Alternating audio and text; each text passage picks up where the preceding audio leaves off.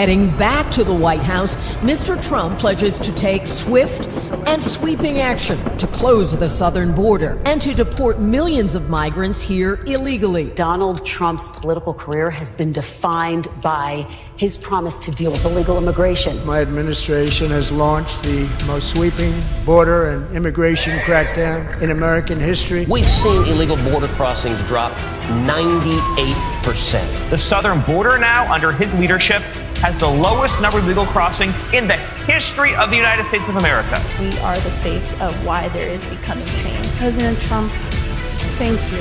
He's a man of his word. He wants to get rid of fentanyl. He wants to make sure that we stop the killing of innocent Americans. President Trump was able to do in 7 weeks what the Biden administration couldn't or wouldn't do in 4 years. Right now, as you and I are talking, we have the most secure border in the history of this nation. The media and our friends in the Democrat Party kept saying we needed new legislation, but it turned out that all we really needed was a new president.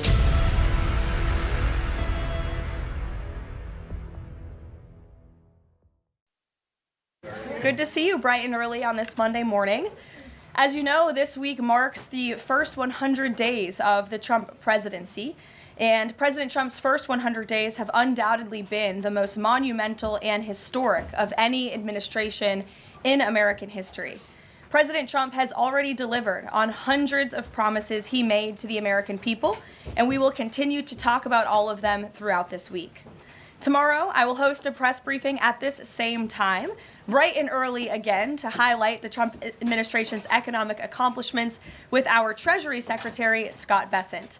And tomorrow night, President Trump will travel to Michigan to discuss all that he has achieved on behalf of the American people. On Wednesday, the president will host an open press cabinet meeting where each cabinet member will discuss their success thus far and their plans for the future. Today, we kick off 100-day week with a focus on the president's historic effort to secure our southern border.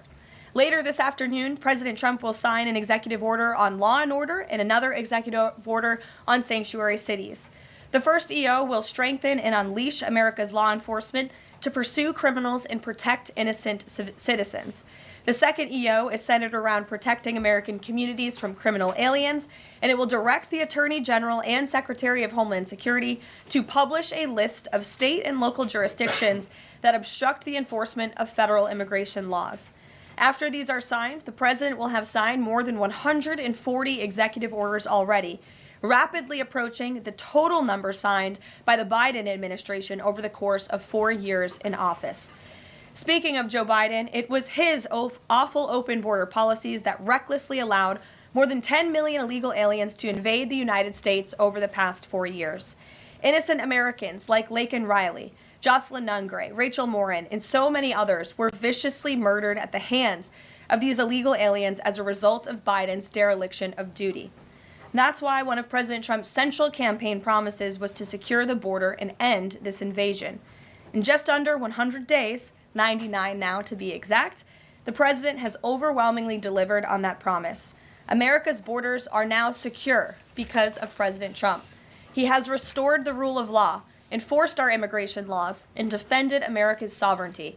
The president immediately declared a national emergency on the southern border, deployed the U.S. military and Border Patrol to repel the invasion, and ended reckless catch-and-release policies. The results have been nothing short of extraordinary. Between President Trump's inauguration and April 1 of this month, only 9 illegal aliens were released into the United States, a staggering 99.99% decrease from the more than 184,000 illegal aliens who were released into the country under Biden during the same period last year. The number of unaccompanied illegal alien children arriving at the border has also hit a record low. Total attempted illegal crossings at the southwest border hit a record low in February, only to fall to another new record low again last month in March. Just listen to these incredible numbers. In March 2024, under Joe Biden, Border Patrol encountered approximately 140,000 illegal aliens at the southwest border. 1 year later, in March 2025, under President Trump, Border Patrol encountered just over 7,000 illegal aliens at the southwest border. That's another 95% decrease from the prior year. The first piece of legislation President Trump signed into law was the Lake and Riley Act, which requires illegal aliens arrested or charged with theft or violence to be detained. President Trump also reestablished the successful Remain in Mexico policy from his first term to ensure that aliens who arrive at our southern border and claim asylum are returned to Mexico to await their hearings instead of being allowed into our country while they wait. The president has also restarted construction of his signature advanced border wall. More than 85 miles of new border barrier are already in various stages of construction and planning. And Border Patrol, in collaboration with the Department of Defense and the great state of Texas, have deployed 75 additional miles of temporary barriers across the southern border. The Trump administration, as you know, has also ended the disastrous CBP-1 app, which Joe Biden exploited to facilitate the migration of nearly 1 million illegal aliens into the country. The Department of Homeland Security has relaunched this as the CBP Home app to provide illegal aliens in the U.S. a straightforward way to declare their intent to voluntarily depart. For years, Joe Biden's weakness in open border policies allowed vicious cartels to functionally control, through a campaign of terror, rape, and brutal force, nearly all illegal traffic across the southern border. President Trump has put a stop to this in record time. He designated these heinous cartels as foreign terrorist organizations and invoked the Alien Enemies Act to immediately apprehend, detain, and remove these massive threats who have flooded our country with deadly drugs, violent criminals, and vicious gangs. The Trump administration is working 24/7 to successfully arrest and deport these illegal criminals and foreign terrorists from our communities. We are in the beginning stages of carrying out the largest deportation campaign in American history. Over this past weekend, it was announced that through Operation Tidal Wave, a joint effort between ICE Miami and Florida law enforcement agencies, nearly 800 illegal aliens were arrested during the first 4 days alone. Among those arrested were a Colombian murderer, alleged MS-13 and 18th Street gang members, and a Russian with a red notice for manslaughter. And on the other side of the country, in the early Sunday morning hours, DOJ and DHS together launched a joint raid of an illegal alien underground nightclub used by Tren de Aragua in Colorado Springs, Colorado. DHS took more than 100 illegal aliens into custody, and many drugs and weapons were also seized. Operation Tidal Wave is a preview of what is to come around this country. Large-scale operations that employ our state and local enforcement partners to get criminal illegal aliens off our streets. As always, President Trump and our entire administration are grateful for the courageous law enforcement officers who are putting their lives on the line every single day to protect their fellow Americans and to keep our country safe. After 4 years of being vilified and hamstrung by the Biden administration, heroic ICE and CBP officers finally have a president who has their backs and is allowing them to do the jobs they signed up to do. There's no person who can attest to that more than our incredible border czar here at the White House, Tom Homan, who has dedicated his professional career to protecting our country and enforcing the law. I will let Tom deliver some short remarks, and then we'll open it up for questions today. Thanks for being here, Tom. Thank you. Just a few things. Look, I started in the Border Patrol in 1984. I've been at this for over 40 years. I worked for 6 presidents, starting with Ronald Reagan. Every president I ever worked for took border security seriously, because you can't have national security if you don't have strong border security. We got to know who's coming in, what's coming in, where's coming in, why it's coming in, right? Even President Obama and President Clinton took some steps to secure the border because they understood national security was important. Joe Biden was the first president in the history of this nation who came in office and unsecured the border on purpose. That's just a fact. We handed the Biden administration, after President Trump's first administration, we handed the Biden administration the most secure border in my lifetime, and he unsecured it on purpose.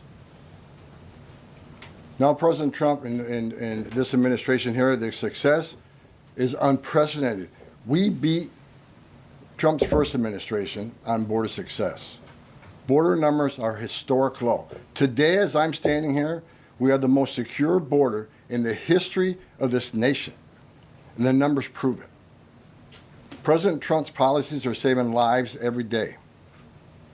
There's been studies done that says 31% of women that make that journey through use of cartels get sexually assaulted. When President Trump has illegal immigration down 96%, when 96% less people are coming, how many women aren't being sexually assaulted by the cartels? How many children aren't dying making that journey? How many women and children aren't being sex trafficked into this nation? How many known suspected terrorists aren't making it into this country? How many pounds of fentanyl isn't getting into this country to kill young Americans? How many women and children aren't sex trafficked? Under Joe Biden, sex trafficking is up 600%. We had 4,000 aliens dying making that journey. We had 250,000 Americans dead from fentanyl that came across an open border.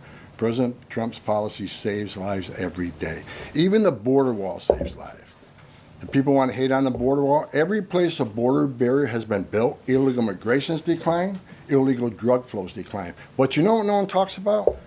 The border wall saves lives. Because the most vulnerable, the women and children, can't get over that wall, which means they're going to a place where there's not a wall. And what's waiting on them? The men and women of the United States Border Patrol who will take care of those humanitarian needs, the health needs right off the bat. We just went over the numbers, and let me talk about a few numbers that are important to me. Under the Biden administration, we averaged over 11,000 many days, over 12,000, even some days 15,000 illegal entrants in the United States. 15,000. You know what the number was the last 24 hours? 178. 15,000 to 178. Unprecedented success. On an average day in the Biden administration, known gotaways, people we knew crossed the border because they're on video, drone traffic, or sensor traffic, crossed the border, weren't apprehended, weren't fingerprinted, weren't vetted. Average day under Joe Biden, more than 1,800 gotaways. Yesterday, 38. 38 too many? We'll get that to 0. But we went from 1,800 to 38. And finally, that was said earlier, under the first 100 days, it was actually January 20th to April 1st, last year, 184,000 illegal aliens were released into the United States. Under this administration, 9. 4 of them were material witnesses in a criminal investigation. We need them here to testify in a serious criminal trial. 4 was extreme medical condition. We couldn't return them because they were in such bad shape. And 1 was a humanitarian issue. This is unprecedented success. The border secure. President Trump saving lives. President Trump has proven no one does this better than President Trump. There is no equal, it's not even close. So God bless the men and women of the Border Patrol. God bless the men and women of ICE who strap a gun to the hip every day, put on a Kevlar vest to not only secure our border and protect our national security, but the ICE agents in the interior. They're removing public safety threats and national security threats every day. While you're all sleeping at 2, 3 o'clock in the morning, there are men and women out there enforcing the law and making this country safe again. And we're going to keep doing it. It's full speed ahead. So I'll leave it at that. Awesome.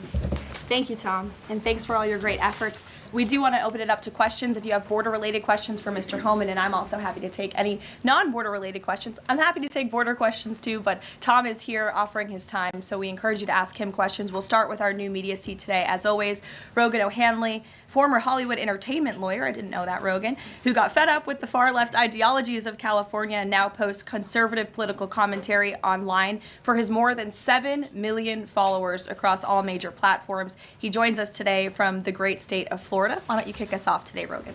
Thank you, Karoline. In Trump's first 99 days, we've seen a coordinated assault on the rule of law by radical judges who are thwarting his agenda with an unprecedented number of national injunctions. These judges are providing more due process to violent MS-13 and Tren de Aragua illegal aliens than they did for American citizens who peacefully protested on January 6th. As Stephen Miller has highlighted, it would be utterly ridiculous to have full trials and appeals for the more than 15 million illegal aliens that came across our border under Joe Biden.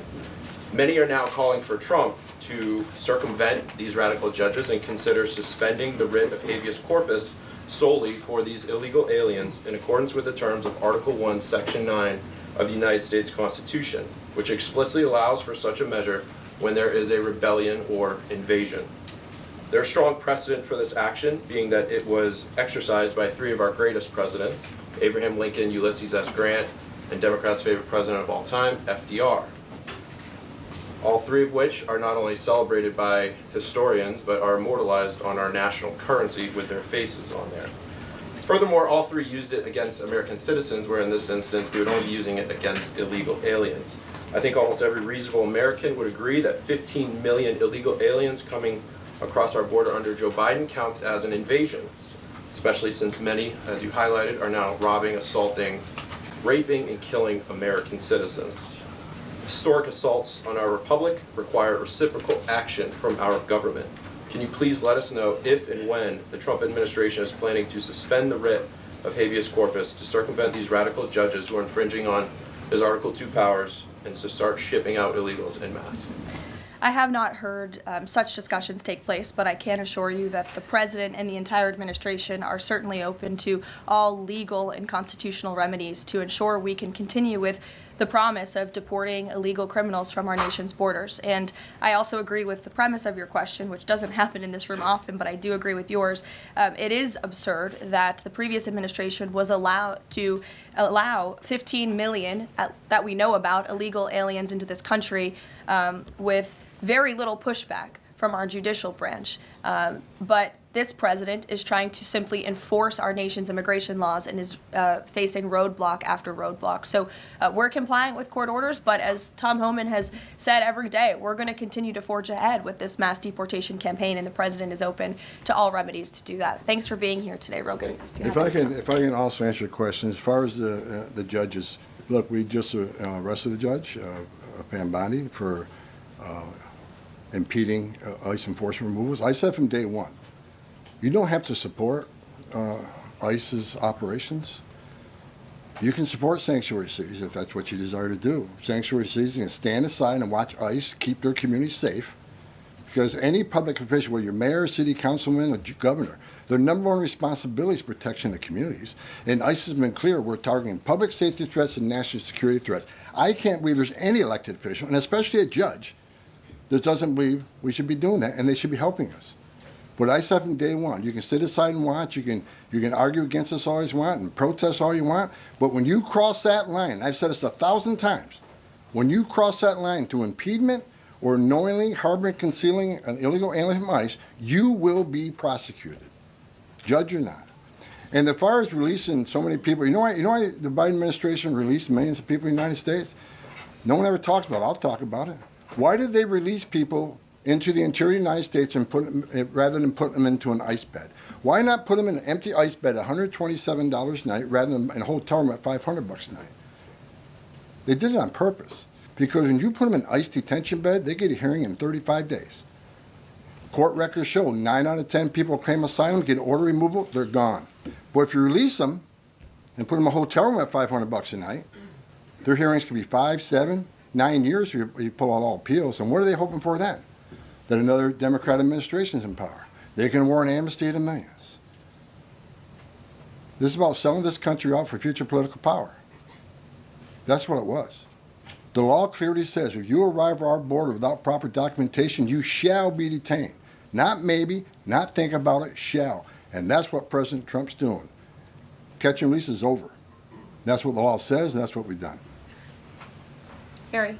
A question on Abrego Garcia, if I can. The president recently said when it comes to facilitating his release, he's leaving that up to his lawyer. So just to be clear, have there been any negotiations between the U.S. and El Salvador over his release or facilitating his release? I will tell you what the president of El Salvador told all of you in the Oval Office. El Salvador does not intend to smuggle a designated foreign terrorist back into the United States. He is an El Salvadorian national. That is his home country. That is where he belongs. And the administration intends to comply with what President Bukele said of El Salvador. He does not intend to send that individual back. So that's a no. There's been no talks. What I have told you is that the president of El Salvador has made this quite clear. Kate. Karoline, can you tell us more about the meeting between President Trump and President Zelensky over the weekend? Did that meeting change anything? Did Trump leave that meeting thinking any differently about negotiations and next steps on this? Look, the president talked about this after the meeting himself yesterday when he took questions from reporters on Air Force One. He thinks that he is increasingly frustrated with leaders of both countries. He wants to see a permanent ceasefire. I understand Vladimir Putin this morning offered a temporary ceasefire. The president has made it clear he wants to see a permanent ceasefire first to stop the killing, stop the bloodshed. And while he remains optimistic he can strike a deal, he's also being realistic as well. And both leaders need to come to the table to negotiate their way out of this. And I do think that the president meeting with President Zelensky shows that he is exuding a lot of effort and time into this because he wants to be a peacemaker president, which he was in his first term. He intends to do that again. And this is an incredibly difficult situation and conflict that President Trump inherited from President Biden, who allowed this war to start in the first place, but he's focused on solving this problem. Does anyone have border questions? Sure. Okay. Thank you, Caroline. If border crossings are at a record low, why should it still be considered an emergency?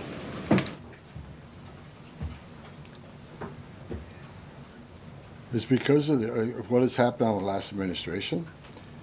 We got to ensure that not 1 ounce of fentanyl comes across the border to kill Americans. The president has declared the cartels in Mexico with terrorist organizations, along with MS-13 TDA. They've killed more Americans than every terrorist organization in the world combined. It's an emergency till we shut it down. It's an emergency till the cartels are wiped off the face of this earth. President Trump's committed to saving every life. Now, I just mentioned gotaways 38 yesterday. Who are the gotaways? Where do they come from? We had over 2 million gotaways under Joe Biden's administration. Why did 2 million people pay more to get away? Under the Biden administration, you pay a cartel this amount of money to cross the border. Cartel's job ends at the border. Just turn yourself in a green uniform. Get released in 24 hours.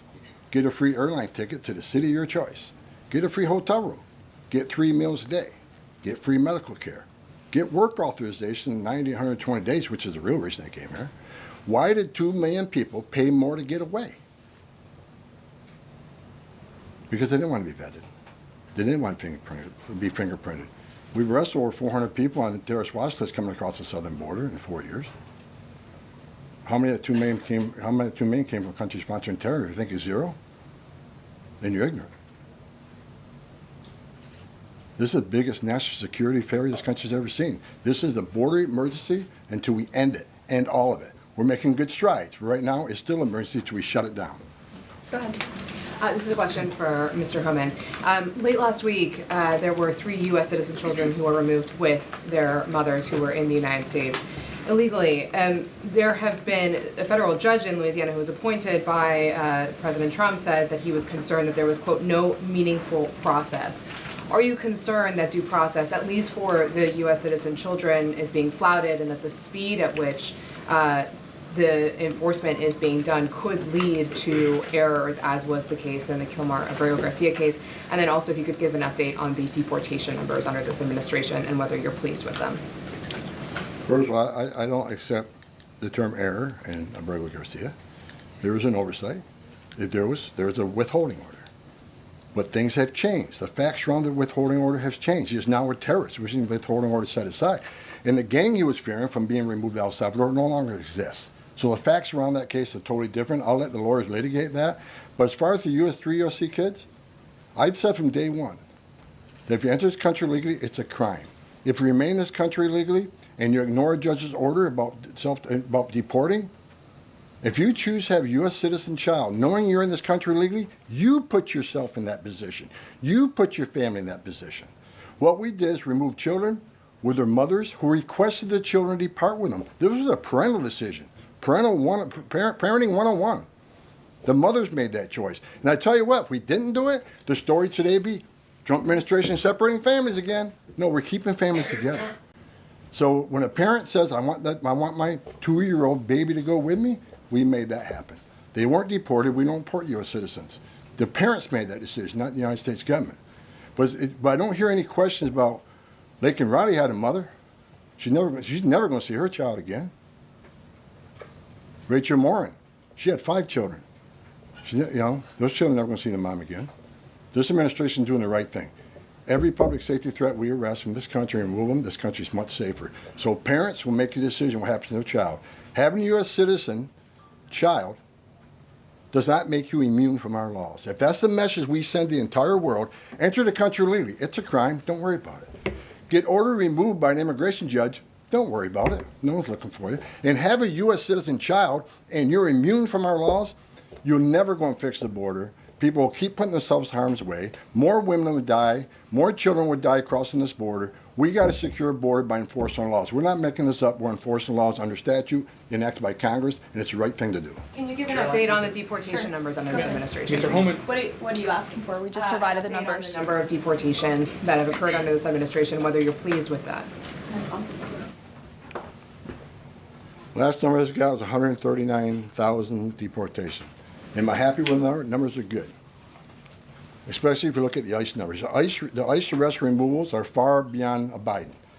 But I read the media. Oh, ICE, the deportations are behind Biden administration. Well, why? Because they counted border removals. We don't have 10.5 million people crossing the border. We don't have border removals. So Joe Biden could have deported 5% of his encounters, and the numbers will still be higher than us on the border removals because we have a secure border, the most secure border in the history of this nation. Compare apples to apples, ICE arrests and deportations are far more than Joe Biden. That's right.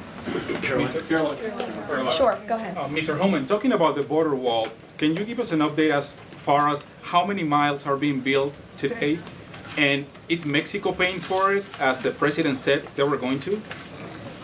Well, first of all, I'll answer that question because I already answered it in my opening remarks. To date, since January 1st, there's been more than 85 miles of new border wall construction in various stages of that construction and planning. The president has made it clear to Congress that we want to see more funding for not just border wall construction, but also to support our ICE agents and our Border Patrol agents who are on the ground facilitating with this mass deportation effort. So he's clear that Mexico is not going to pay for it?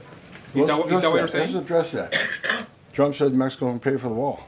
They have in a roundabout way, have they not? Putting 10,000 military on the northern and southern border, taking the action they did remain in Mexico. They didn't have to do that. They're doing it. Putting military on the southern border. Have moved illegal immigration to a record low. We're saving millions of dollars every day on detention, transportation, removal proceedings. We've more than made up for the cost of that wall because of the actions of Mexico. So is Mexico helping build that wall? Yeah, because we're saving so much money, millions of dollars a day, that we can afford to build that wall. So actually, yes, they're helping to build a wall. John. Thanks a lot, Caroline. Mr. Homan, a question for you. You're the border czar. Can you give an estimate as to how many individuals are in the United States illegally? That's number one, and I'm sure you're very familiar with that number, an estimate. And the second question is, I have a list that the White House put out of individuals, 100 ICE arrests since the beginning of the president's term, and the people are arrested for various very serious crimes. First-degree murder, convicted of rape, convicted of murder and aggravated burglary, sexual assault of a child. How many of the individuals that are in the United States illegally are people like this, really bad people? Well, first of all, how many illegal aliens I think in the United States? At least 20 million. People say, where'd you come up with that number? We've been speaking about 12 million for 20 years. We know we got 10.5 that we know of came to the border. How many don't we know of? I talked about known gotaways at 2 million. How many unknown gotaways we have? Like between the Big Bend sector in Texas where there's no technology, how many 1,000 people did get across through there? We wouldn't know. We would know now. But, you know, so I would venture over 20 million. But your question is, last count, last I looked, there was about 700,000 illegal aliens with criminal charges walking the streets of this country. 700,000. And that's what we're looking for now. That's what we're prioritizing. Them and national security threats. We'll go to the back row. Thanks, Caroline. Yes. For Mr. Homan, I'm Taylor with Spectrum News. We have a station up in Rochester, New York. It was reported you're visiting there tomorrow. Can you talk a bit about the purpose of your trip? I know the Trump administration is suing the city over its sanctuary city policies, how the executive order Caroline alluded to ties into it, and what your message is for communities and community leaders who say, we're able to establish our own rules here. We're worried about this input from the federal level. Can you talk a bit about that? Well, same thing I talked about earlier. I don't think any elected mayor, any elected governor should want public safety threats, those illegally in the United States, public safety threats, walking through the community. And what happened in Rochester, HSI agent called for emergency assistance. Officers of Rochester PD responded to a call from emergency assistance from a federal law enforcement officer. They responded, then they got disciplined. I don't think anybody can come up with one instance where an ICE agent, a Border Patrol agent, didn't respond to an emergency call from assistance from any law enforcement agency. Cops need to help cops, especially in an emergency situation. But they got disciplined. And I met those officers down in Nashville soon after that. I think it was a couple of days after it. And I told them I stand with them. They did the right thing. Law enforcement responding to emergency assistance from law enforcement. So I'm going up there to support the men and women of law enforcement, the men and women who carry that badge and gun every day. They're working the streets at 2 a.m. while we're all sleeping. I'm going to give my support, and they just announced a lawsuit, and that's one of many. Sanctuary City is going to be sued on this administration for flouting immigration law. I mean, the law is clear, and they're violating it, and this administration is going to take actions. I'm going up there to show my support and men and women of law enforcement. I started as a cop, and the community. I'm showing support for them. Because the community wants their police officers to be officers too. The communities don't want public safety threats walking around their communities either. And that's what it's all about, and that's why I'm going. Caroline. Sure. Mr. Homan, how close are you to housing migrants at U.S. DoD facilities like Fort Bliss in Texas? Well, we're already housing at Guantanamo. Fort Bliss is being ramped up, so in the very near future. I don't have a timetable because things need to be done, construction needs to be done. We're making sure the facilities are ready to accept. We're making sure the facilities are able to care for the people. They're going to be detained, so I don't know the timeline right now. It changes every day because of various issues, but we're working on it. Are you intending to hold families there, including families with American citizen children? Family residential centers are for families. They're not jails, they're open-air campers built for families, which means they have child psychologists, they have pediatricians. And why family residential centers? Because we want to make sure that child is with a parent. Unlike the last administration who stopped DNA testing, who many investigations of children being smuggled in the country with some that wasn't related to them claiming to be a parent. So we're going to make sure children are with parents. We're going to make sure that's actually a family and that child ain't being trafficked. That's the main reason.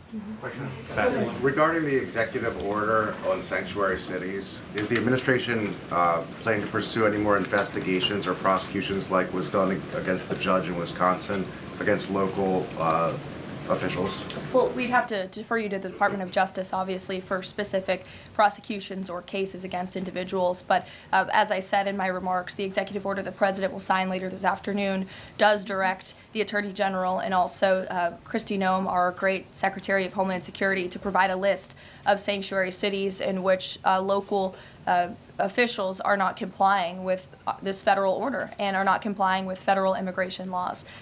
It's quite simple. Obey the law, respect the law, and don't obstruct federal immigration officials and law enforcement officials when they are simply trying to remove public safety threats from our nation's communities. The American public don't want illegal alien criminals in their communities. They made that quite clear on November 5th, and this administration is determined to enforce our nation's immigration laws, and we're happy to provide the text of that executive order, and as I said, the President will be signing it later this afternoon.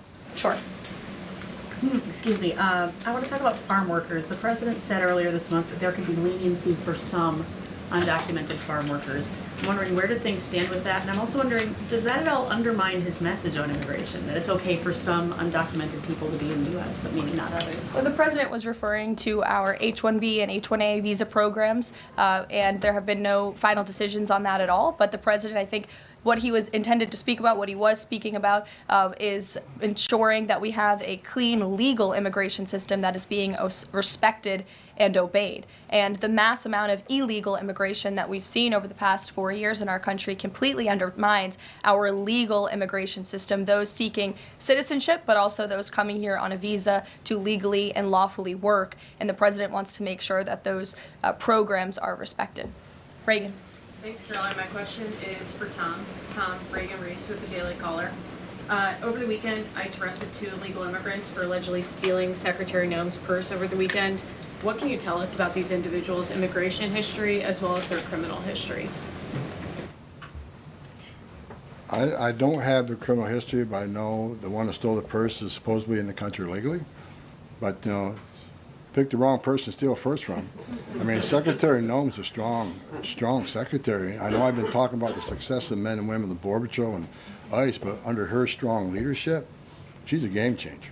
So I'm happy to work with her, despite the media I've read that me and Kristi Noem have differences. Me and Kristi Noem are attached at the hip. There's no daylight between us.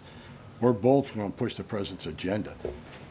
She's a strong secretary, and I'm glad she's in here. And I'm glad, but again, that illegal alien, picked the wrong person, steal person. I'm telling you.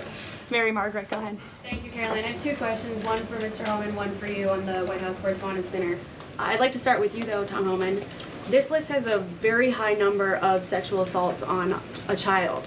Can you comment on that and why there's so many crimes against children committed by illegals in this country? I don't know why. It's sick.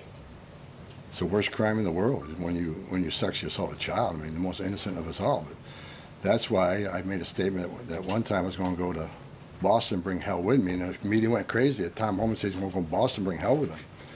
I was going to bring hell to illegal aliens that rape children. There's not more heinous crime. And as you can see, the amount of child rapists we've arrested under this administration, that could have been arrested under the Biden administration. They were out there. They had their final orders. They were out there, but they didn't go look for them. They were too busy releasing millions of illegal aliens in this country. And the numbers prove it. The removal numbers of criminals was the lowest. ICE had the lowest number of removals in the history of ICE under Joe. At the same time, you had historic illegal immigration on the border. ICE had the lowest numbers in the history of the agency. That shows the difference between the two administrations. We're looking for every one of them. People want to know, okay, when am I going to retire for the third time? I'll retire when every public safety threat, national security threat, child rape is eradicated from this country. That's when I'll rest. Thank you so much. And then Karoline, really quick. Alex Thompson said at the White House Correspondents' Dinner, and I'm going to read his quote, "President Biden's decline and its cover-up by the people around him is a reminder that every White House, regardless of the party, is capable of deception. We, myself included, missed a lot of this story, and some people trust us less because of it." Can you comment on those remarks and whether you agree with that assessment?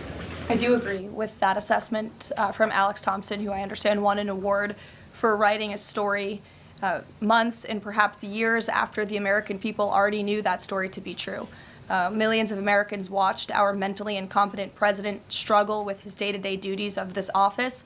We watched our country be ran into the ground as a result, and nobody in the media wanted to write about that, talk about it. There were many reporters, I will say, right-leaning reporters who did talk about that, who didn't get awards, didn't get coverage. In fact, they were lambasted for their coverage. And I remember being on President Trump's campaign, talking about Joe Biden's clear mental incompetence and being accused by people in this room of manufacturing deep fake videos, trying to persuade the public into not believing what they saw with their own eyes for many years. And I think it's about time the legacy media finally admits that was one of the greatest cover-ups and scandals that ever took place in American history, and certainly it did contribute to the decline in the trust that Americans have for the legacy media. Peter, which, by the way, is why we've made many changes to this briefing room in this White House. It's long overdue. Peter, go ahead. Thank you. A few things. You guys arrested a Milwaukee County Circuit judge for allegedly helping illegal immigrants get away. As you guys look at other judges, would you ever arrest somebody higher up on the judicial food chain, like a federal judge or even a Supreme Court justice? Well, that's a hypothetical question. Again, I defer you to the Department of Justice for individuals that they are looking at or individual cases. But let's be clear about what this judge did. She obstructed federal law enforcement who were looking for an illegal alien in her courthouse. She showed that illegal alien the door to evade law enforcement officials. That is a clear-cut case of obstruction. You don't have to be a lawyer to understand that. And so anyone who is breaking the law or obstructing federal law enforcement officials from doing their jobs is putting themselves at risk of being prosecuted, absolutely. You guys have at least 18 written trade proposals. We still don't know who they are from or what they contain. What is the holdup with that? There's no holdup. We're working around the clock. The trade team is working all day. I was on the phone late last night with Secretary Lutnick. I was on the phone this weekend as well with Secretary Bessent. I mean, the entire team is working 24/7 to get these trade deals done. And I think you'll be hearing more about them this week. I don't want to get ahead of the trade team or the president in announcing potential deals, but certainly I can assure the American public that this administration is full speed ahead in cutting good and fair trade deals on behalf of the American worker. And one more. After the president's Truth Social post, the Browns finally took Shadur Sanders. Does the president think he deserves credit for Sanders getting picked? And does he think going to the Browns is better than being undrafted? Hey, I'm gonna. All I will say is the president put out a statement, and a few rounds later he was drafted. So I think the facts speak for themselves on that one, Peter. We'll go to the back row in the middle, to the blonde. Yes. Hello. President Trump has said that Secretary Hegseth will get it together. Does he think that Hegseth doesn't have it together right now? Look, the president has made his position on Secretary Hegseth quite clear. He absolutely has confidence in the secretary's ability to lead the Pentagon. It's why he nominated him for this position. It's why the Senate voted to confirm him in this position. And look at the success that DOD has had thus far. Their successful operation against the Houthi terrorists in the Middle East. You look at the recruitment and retention levels for all branches of our armed forces are on the incline, which is exactly what this president intended to do. Secretary Hegseth has completely wiped out DEI from the Pentagon as well. And so he's going to remain focused on standing up for our war fighters, on implementing President Trump's peace through strength foreign policy agenda abroad, and the president supports him in his role. Sure. Many are wondering how these 10 or 20 million people are working. Is there some efforts to clamp down on employment because they're working somewhere to keep staying here? The number of worksite enforcement actions have tripled this year, and it's going to triple again. Because in sanctuary jurisdictions especially, if we can't arrest a bad guy in the safety and security of a county jail, and they're going to release them into the community, that means we go into the community. If we can't arrest them in the community, we'll arrest them at their work site. We got to do what we got to do to arrest public safety threats. There's no sanctuary for public safety threats in this country, so worksite enforcement is going to increase even more than it already has. And another reason for worksite, the last administration stopped worksites. Where's the number one place we find victims of trafficking, victims of forced labor trafficking, and worksites? So not only are we going to enforce the law on worksites, we're going to save victims of trafficking. That's another reason we've increased worksite enforcement. Awesome. Well, go ahead, Brian. Sure. We'll take one more question. Thank you. This is for Mr. Homan. We all walk by these heinous yard signs that are along Pebble Beach. What is some of the feedback that your ICE agents are getting in the field from the community as they remove these individuals from their families, their neighborhood, their schools, or all the places in their community? What's been the reaction that your ICE agents have gotten from the people who live amongst these individuals? The morale of ICE and Border Patrol is at all-time high because they're getting to uphold the oath they took, and they're enforcing the law. Border Patrol and the Biden administration, I met with hundreds of them. They felt like Uber drivers and tourist agents. These men and women joined the ranks of ICE and Border Patrol to enforce the law, make the community safer, and protect national security. I hear it all the time. There's a lot of people in this country who don't like me. I don't care. But when I walk through an airport, I have many people walking up to me and thank me for what I'm doing, and I'm not taking credit for anything. The success of the border and immigration enforcement is President Trump and the men and women wearing that uniform. God bless each and every one of them. But I take a pleasure in seeing it because in 40 years of doing this job, people always want to say, why are you so emotional when you testify? Why are you so emotional on network? Because if they wore my shoes for 40 years, they'd understand why I'm emotional. I've talked to little girls as young as 9 years old that were raped multiple times by the cartel members. And when you get to your knees and you talk to that little girl and everything innocent and pure has been ripped from her, when you listen to Laken Riley, 17 minutes, that young lady fighting for her life, don't just think, okay, a young woman died. Think of how she died, the terror that she went through, and these children that are sexually assaulted. I stood in back of a tractor trailer and 19 dead people at my feet that baked to death. Illegal immigration is not a victimless crime. And so every sick person we take off the streets, especially child rapists, it makes this country much safer. Every illegal alien we arrest, public safety threat, one at a time, makes this country safer. But I got one thing I need to say real quick before I leave. Take your notes from you, Tom. Take my notes from me. I'm going to read it. I don't want any misinterpretation of what I'm reading to you. The registration requirements under 8 U.S.C. 1302. If you're illegal alien in the United States, this message is for you. You cannot hide from ICE. We're actively looking for you. Federal law requires every alien in the United States who has been present in the United States more than 30 days needs to register. For those 14 years or older, you need to be fingerprinted with the Department of Homeland Security. Federal law requires every alien in the United States to tell DHS in writing if you have a change in address within 10 days of changing that address. Failing to register with DHS and failure to tell DHS about your new address are criminal offenses, and they're going to be treated as such. Starting today. Make no mistake, if you're in the country illegally and you fail to do what the law requires, we will prosecute you, you will go to jail, then we'll deport you. Second law, penalties for failure to depart, 8 U.S.C. 1253. If you're alien inside the United States who has a final order, this message is for you. If you have a final order, the Trump administration is committed to enforcing our immigration laws, especially for those aliens who have received final orders of deportation. There are currently around 1.4 million illegal aliens who have been ordered removed but remain here in violation of the law. We will aggressively prosecute, consistent with long-standing law, those aliens for failing or refusing to depart or who takes other related actions aimed at hindering their removal. You cannot open the door, you cannot answer our questions, you cannot open your car door, you consider it to evade law enforcement. If you fail to leave the United States after receiving a removal order, we can and will issue monetary fines up to $998 a day. Evading your arrest, knowing you have a final order or removal, is a criminal offense. We will prosecute, then we'll deport you. Get your affairs in order. If you're in the country illegally, work with ICE, go to CBP 1 Home app, and leave on your own. Because we have to find you, deport you, and prosecute you.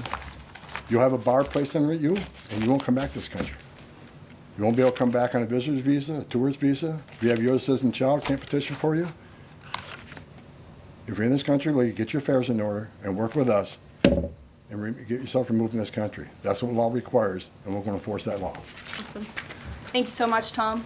You can get back to work now. Look, he's already leaving.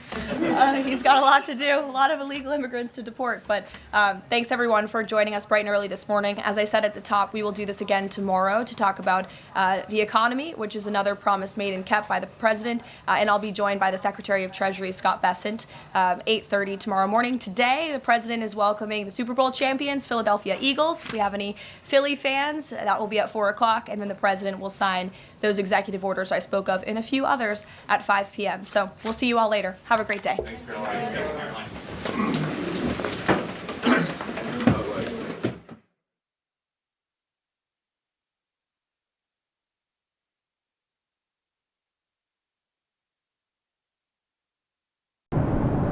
Hello, everybody. Mr. President, we have a long flight today, but we're going for a good reason.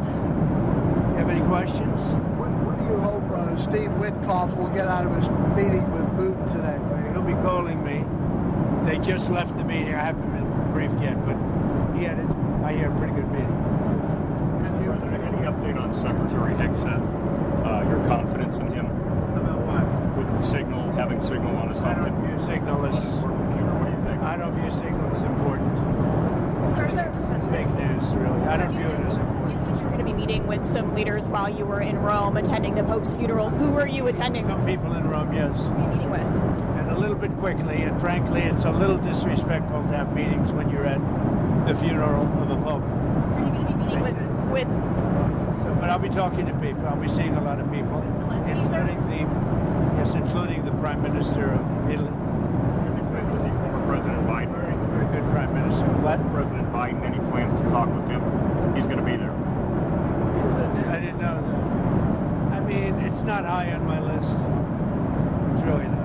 Sir, can I ask you about this judge in Wisconsin who was arrested because of immigration immigration issues. What's going on with the case there? Can you tell us It's a about it? terrible thing. The judge was arrested because he was housing a trendy Iroquois, right? Is that the one you're talking about? It's pretty surprising. It's terrible. You said that you've spoken to President Xi multiple times. Is that since taking office, sir? I don't want to discuss that, but I'm speaking to a lot of people from China, but I'm speaking to people from all over the world on the tariffs, and we're making very good deals. Very good deals. It's going to make our country rich. We're not going to be ripped off like we have been for the last literally 50 years. There was a car bomb in Moscow this morning that killed a Russian general. Do you have any reaction to that and the impact? Who killed what? Well, no, I just heard you just tell me that for the first time. Where did this take place? It took place in Moscow. It was a Russian general who was getting close to home, right? That's a big one. No, I'll look at it. If I hear anything, I'll let you know. So when you see these leaders in Rome, it's more like mix and mingle at the funeral, right? Or you're having individual one-on-ones? It's a little tough because we don't have much time. And we're arriving at about 11:30. And we have some people meeting us already. And then I'm taking pictures with the military tonight when we get to the house at 12 o'clock, the embassy. And so we don't have really much time. And then, as you know, tomorrow morning we're sort of leaving early. I think that we're going to try and see a couple of people that are important to what we're doing. Why did you feel it was important to go to the Pope's funeral? I just thought it was out of respect. You know, I won the Catholic vote, and I think it's the first time that ever happened where a Republican won the vote, and I won it by a lot. And, you know, I have a great relationship to the Catholics. Very simple. What do you think? But I won the Catholic vote. We got 56% of the vote. I don't know why we didn't get more, actually. I don't know how they got any. But we did well with the Catholic vote, and my relationship is very good. So therefore, you know, I think it's appropriate. Secretary Besant said that you know, you wouldn't drop tariffs on China unilaterally, that you would need to see some kind of movement. What do you want to see from China? He's right about that. Well, I'm not going to drop them unless they give us something that's, you know, substantial. Otherwise, I'm not going to drop them. But it'll all work out. Those things always work out. You know, we're working in a lot of projects right now. The wall is solved. The border is the most secure it's ever been. We're having a very hard time with judges because they don't want people to be moved out of the country. Shockingly, nobody's ever had this before, no other president.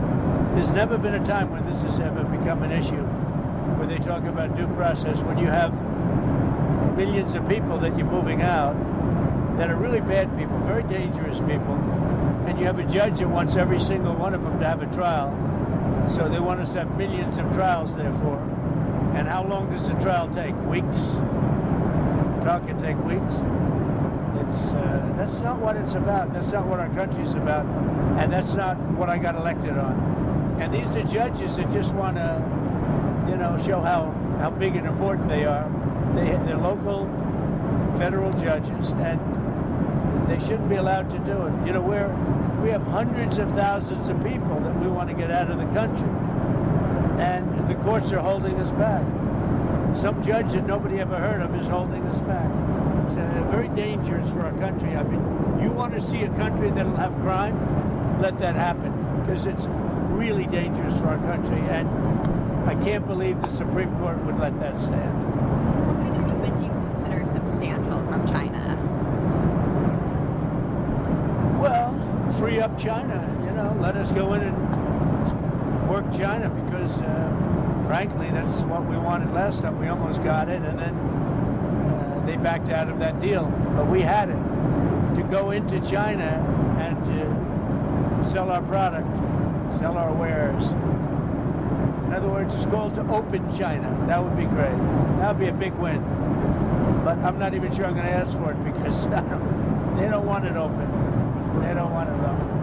On the immigration front, big thing with the tariffs. But because of tariffs, I could possibly get that. What do you think? Opening up China would be a big win, right? The problem is no matter how big the win is, the press will not give me credit for it. If I got the greatest win in history, they'll pay us trillions and trillions of dollars. They'll give us anything we want. The press will say, Trump, he just had a terrible defeat. He suffered a terrible defeat. But the people know. No, I think we're going to have a lot of big wins. I don't know if it's going to be covered that way by the fake news, but the wins are going to be very substantial. You know, we were losing with Biden, $5 billion a day. Think of that, $5 billion a day. I've got that number way down, and soon it's going to be very, very positive. We'll be making $5 billion a day, but we have a little ways to go yet. Mr. President, can I ask you about the Texas Senate primary? The Texas Senate primary with John Cornyn and Ken Paxton. Are you going to get involved? Have you talked to the candidates? Well, they're both friends of mine. I like them both. In a way, I wish they weren't running against each other. But I like Paxton. I like Cornyn. They're both good people. So I'll make a decision somewhere along the line. But you have two very good men. I have a question on your immigration agenda. Yesterday, a judge in San Francisco put a nationwide injunction on you guys taking money away from sanctuary cities. Your reaction to that? Then I have a question about the markets. When you hear a judge in San Francisco or a judge in San Diego does nationwide injunctions having to do with the whole country, sitting behind a bench, a local bench, even though in some cases, in many cases, they're a federal judge, but a judge can close down. We should close down sanctuary cities. We shouldn't have sanctuary cities. And we'll see how that turns out. But sanctuary cities are sanctuary for criminals. That's what they are. They're sanctuary for criminals. They protect criminals. And we should close them down. If we want a safe country, you have to get rid of sanctuary cities. India and Pakistan, there are tensions after the attack in Kashmir. Have you got any message for them? Are you going to be talking to their leaders? India, and I'm very close to Pakistan, as you know, and they've had that fight for 1,000 years in Kashmir. Kashmir's been going on for 1,000 years, probably longer than that. And it was a bad one yesterday, though. That was a bad one. Over 30 people.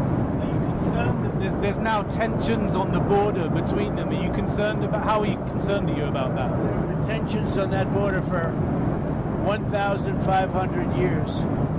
So, you know, the same as it's been. But they'll get it figured out one way or the other. I'm sure that I know both leaders. There's great tension between Pakistan and India, but there always has been. So you've done the 190-day pause on some of the tariffs. Is it possible you'll have to do another 90-day or another extension of the pause? Unlikely. I think I know pretty much. And again, you know, we'll have deals made, but we'll also make deals. In other words, we'll just set the tariff and we'll be reasonable, very reasonable, and that'll be the end. It's the deal. Because, you know, we set the price. They want to come in. Now, they set the price for their country, but everybody wants to come into ours. They don't want to come into theirs. Most people don't want to come into theirs. Do you think the markets are adjusting to your tariff policy? So when you look at what's happening, I think so. You know, I said there'd be a transition. People haven't understood it. Now they're starting to understand it. You know, look, think of it this way. We've lost billions of dollars a day for years on trade. Billions. Not going to happen. We're going to make millions of dollars a day. Because that's not sustainable. You admit that nobody on your financial team was giving any type of tips to Wall Street executives about deals with India. There was some reporting yesterday that people had heads up on Wall Street, possibly to make money. Can you commit that that did not happen? I can commit to myself. That's all I can commit. You know, I have thousands of people that work for me, but I can't imagine anybody doing that. I have very honorable people that I can say, so I can't even imagine it. But no, I haven't even heard that actually. Sir, there have been some concerns about access to food, medicine coming into Gaza. When you spoke to Prime Minister Netanyahu the other day, did that come up at all about access and humanitarian aid going into the Strip? Gaza came up, and I said, you know, we got to be good to Gaza. Those people are suffering. We got to be good to Gaza. We're going to take care of that. There's a very big need for medicine, food and medicine, and we're taking care of it. In terms of like opening up more access points or Very hard. pushing the Israelis We are. to open up more access points? To get food and medicine into Gaza. How did the Prime Minister respond to that? Felt well about it. Okay? We've got these Iran technical talks tomorrow in Homan. What do you think any kind The of... Iran situation's coming out very well. We've had a lot of talks with them, and I think we're going to have a deal. I'd much rather have a deal than the other alternative. That would be good for humanity. Will it start with an interim deal of some sort, or how's it going to work? I think it's going to be pretty much, we're not looking to do lots of long-term. It's a very simple deal. One thing, they just can't have a nuclear weapon. I'm saving them a lot of money just in that. Having a nuclear weapon is really expensive, but it's also very dangerous, and they can't have a nuclear weapon. And just that, I'm saving them billions and billions of dollars, because that's what it would cost. Now, with that being said, the Iran deal is coming along very well. We're dealing at the highest levels of Iran, and I think they want to make a deal, and we want to make a deal. There are some people that want to make a different kind of a deal, a much nastier deal. And I don't want that to happen to Iran, if we can avoid it. Thank you very much, everybody. Hey, what's on tap for Melania's birthday? Oh, she's going to have a great birthday. She's got a working birthday. She's up front. I should send her back. You want to have somebody answer a question? I'll send her back into the lion's pit. Susie, let's send Melania back to the lion's pit. That's funny. Are you taking her to dinner, Mr. President? By the way, they would love that when I put her in. She'll be so innocent. You see your office up there sometime this weekend. Yeah, you can come up. We'll let them come up a little bit later, okay? We'll do it. Are you taking Melania to dinner?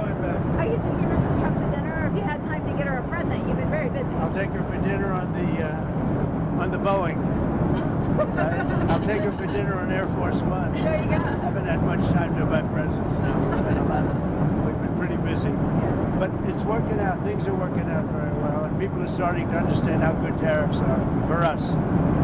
And, tariffs have been used against us for 50 years. Now, I never understood it as a private person, why we allowed that to happen. It goes back a long time, but I never understood it. Why did we allow that to happen? Where we couldn't go into China, but they could come here. We couldn't go into Europe, but they could come here.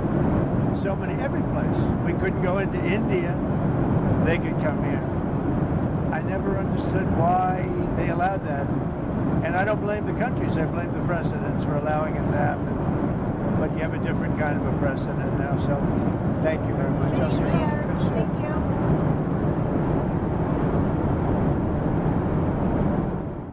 Good afternoon, everybody. Thank you for coming today.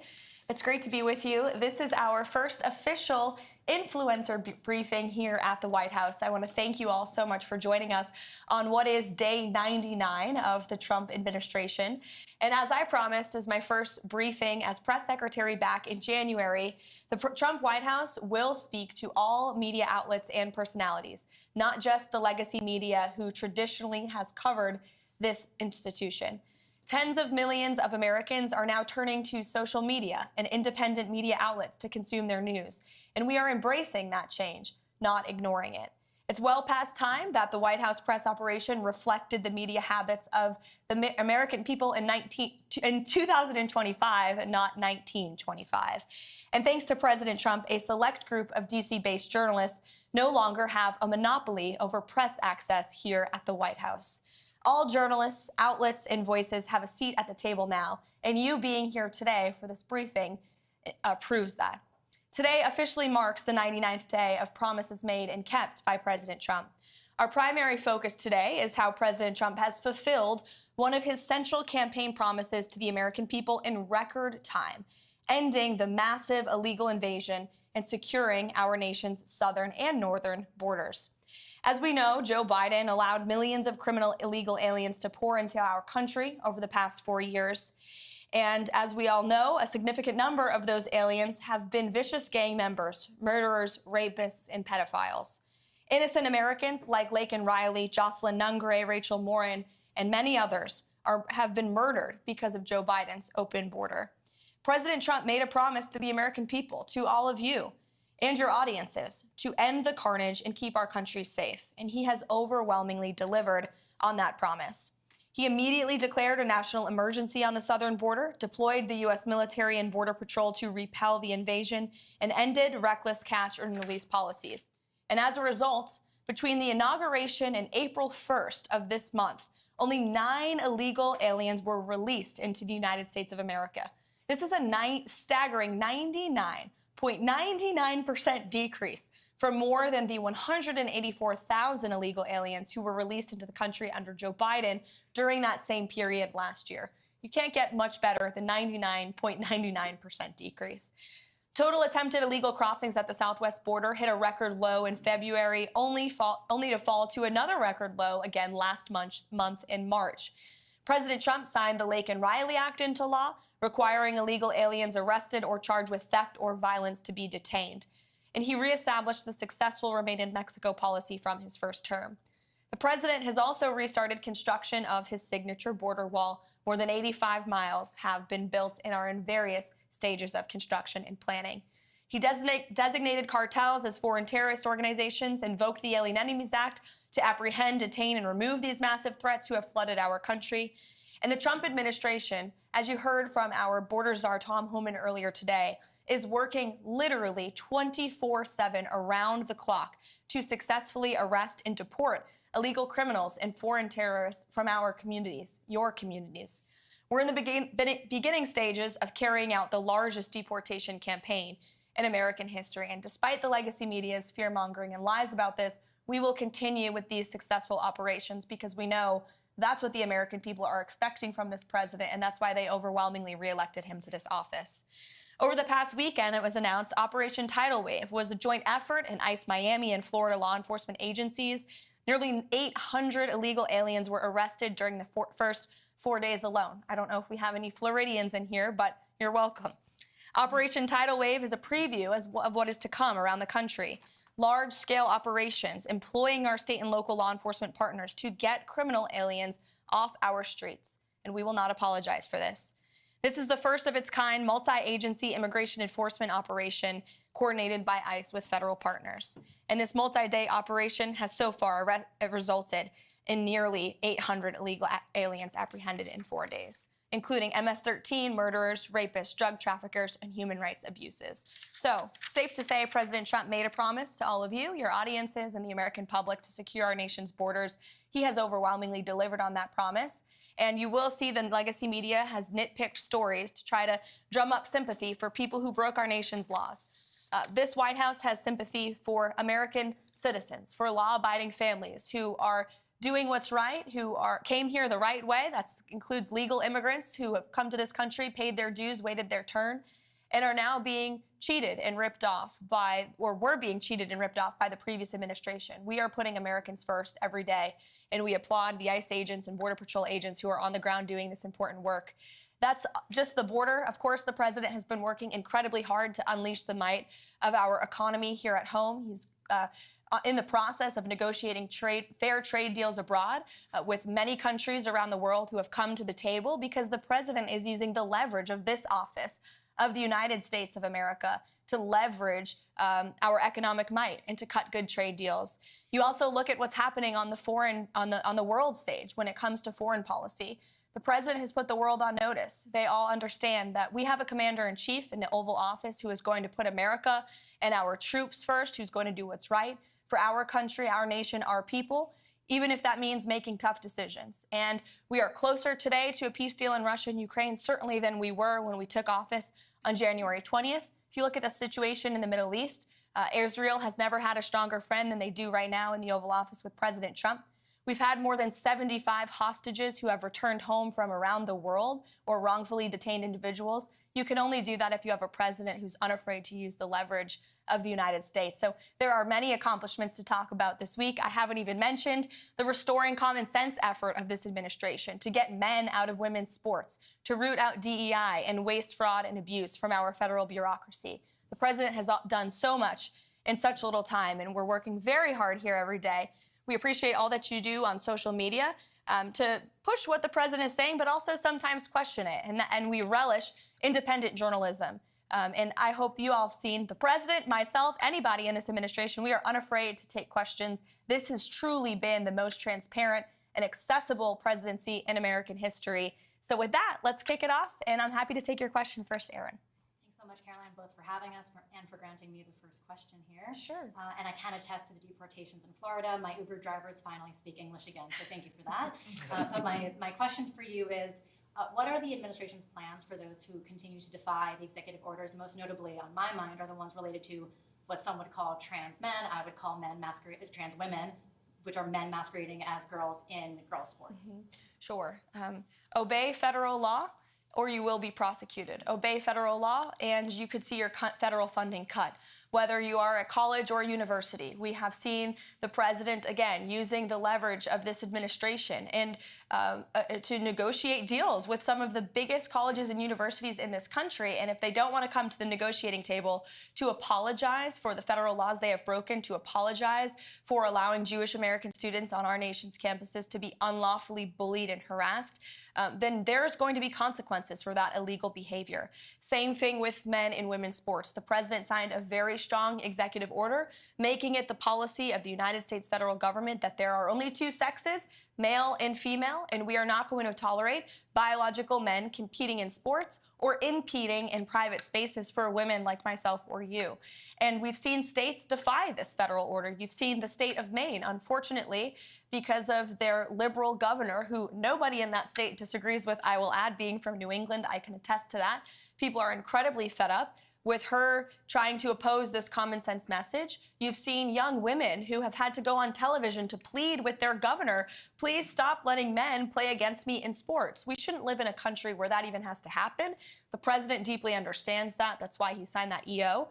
And when Maine decided not to follow it, the Department of Justice sued them. So anyone who disobeys federal law will be either prosecuted, sued, or say goodbye to your federal funding. Sure. How about to the back in the red tie? Hi. One of my main questions is, when will the border wall be completed? Because it's been talked about for a very long time, and a lot of people want to know when can we expect that to be done. Sure. I don't have an official timeline for you, but certainly it's a priority of the administration. The president has talked about this for years, right? It was his signature campaign promise dating back to 2016. People laughed at him when he originally brought this idea up, but now the whole world recognizes a border wall is effective. It's a necessary means to secure your nation's territorial borders. Democrats like to have borders outside of their homes, or walls outside of their homes, for a reason, because they know it repels invaders. And that's why the president wants to do that at the southern border. There has been more than 85 miles built just since January 20th. It's obviously the goal of this administration to build as much border wall as we possibly can. And we need Congress's help to do that. We need more federal funding. The president's working closely with Speaker Johnson and Senate Majority Leader Thune to pass a solid reconciliation package that not only provides more funding for our ICE agents and Border Patrol agents on the ground, but to continue construction of that border wall as well. Sure, go ahead. Madam Levitt, congratulations on this endeavour to bring in new media, and can I start by thanking you for including the British, and I'm deeply proud to be the only British representative here. I hope future events you might include more. Thank you. I've got two questions, if I may be so bold, regarding my little old country across the pond. First and foremost, it's regarding trade deals. So your Vice President Vance, has said, no free speech, no deal. The British Business Secretary, whose name is Jonathan Reynolds, has said that in the trade talks with the Commerce Department, the US Commerce Department, there has been no material, that free speech has been not a material factor in negotiations. So my first question is it the case that free speech is no longer part of negotiations? And my second question, if I may, is in Britain, we have had over a quarter of a million people issued non-crime hate incidents. As we speak, there are people in prison for quite literally reposting memes. We have extensive prison sentences and for tweets, social media posts. and general free speech issues. Would the Trump administration consider political asylum for British citizens in such a situation? Well, to your latter question, it's a very good one. I have not heard that proposed to the president, nor have I spoken to him about that idea, but I certainly can and talk to our national security team and see if it's something the administration would entertain. Yes, please. To your first question about free speech in the United Kingdom, the vice president has been incredibly outspoken about this for good reason. And the president has spoken about this as well directly with your prime minister when he was here for a visit to the White House. So it remains a critical endeavor of ours to show the Brits and your country, which we love and admire, about the First Amendment and the importance of free speech in a sovereign nation.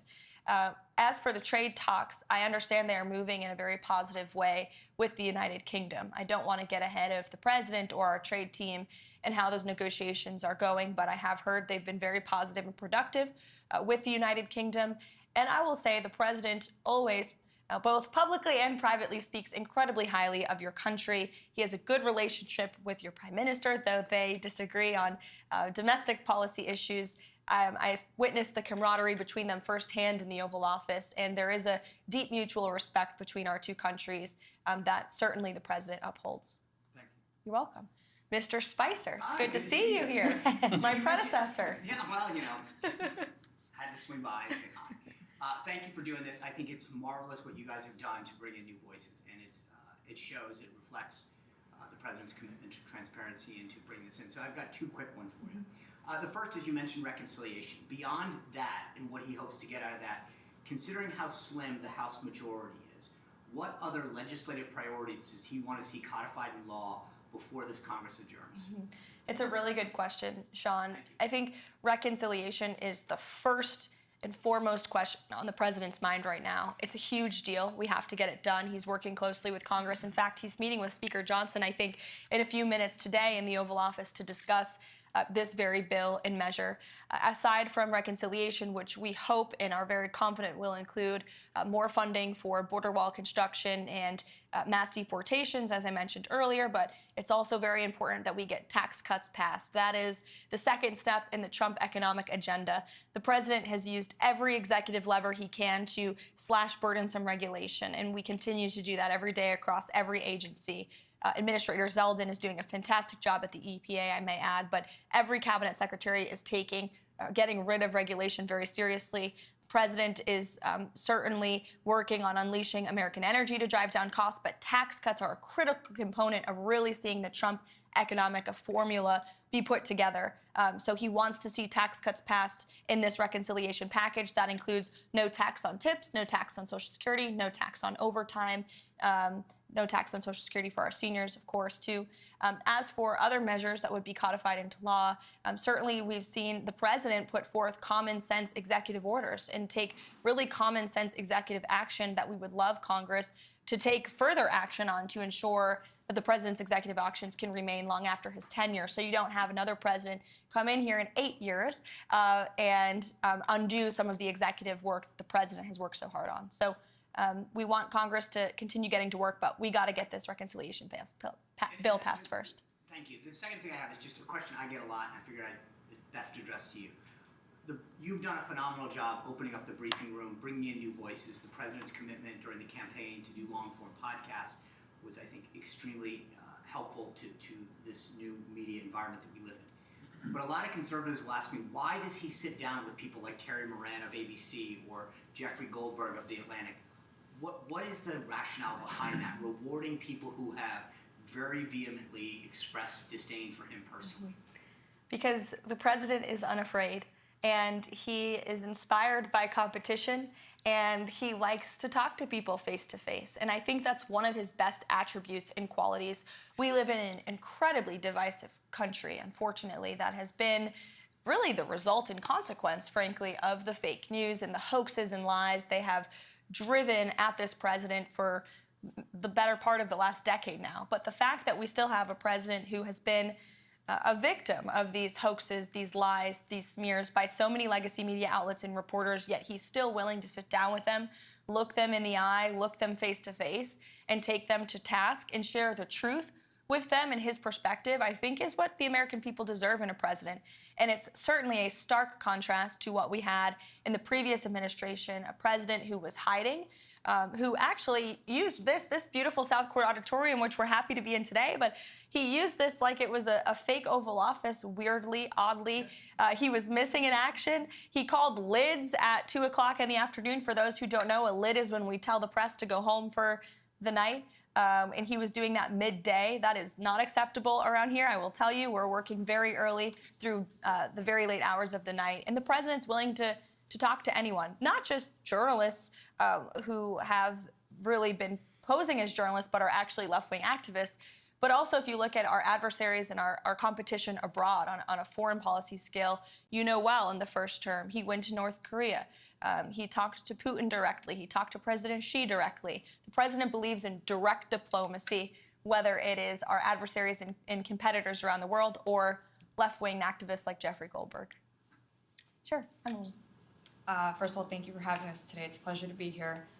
You mentioned, obviously, it's no secret, America has been Israel's strongest friend, greatest ally. Unfortunately, as you know, Idan Alexander is still being held in Gaza. He's both an American and an Israeli citizen. Last we heard, allegedly, Hamas has lost all communication with him. And I was wondering if there's been any update in terms of getting Idan home. Sure.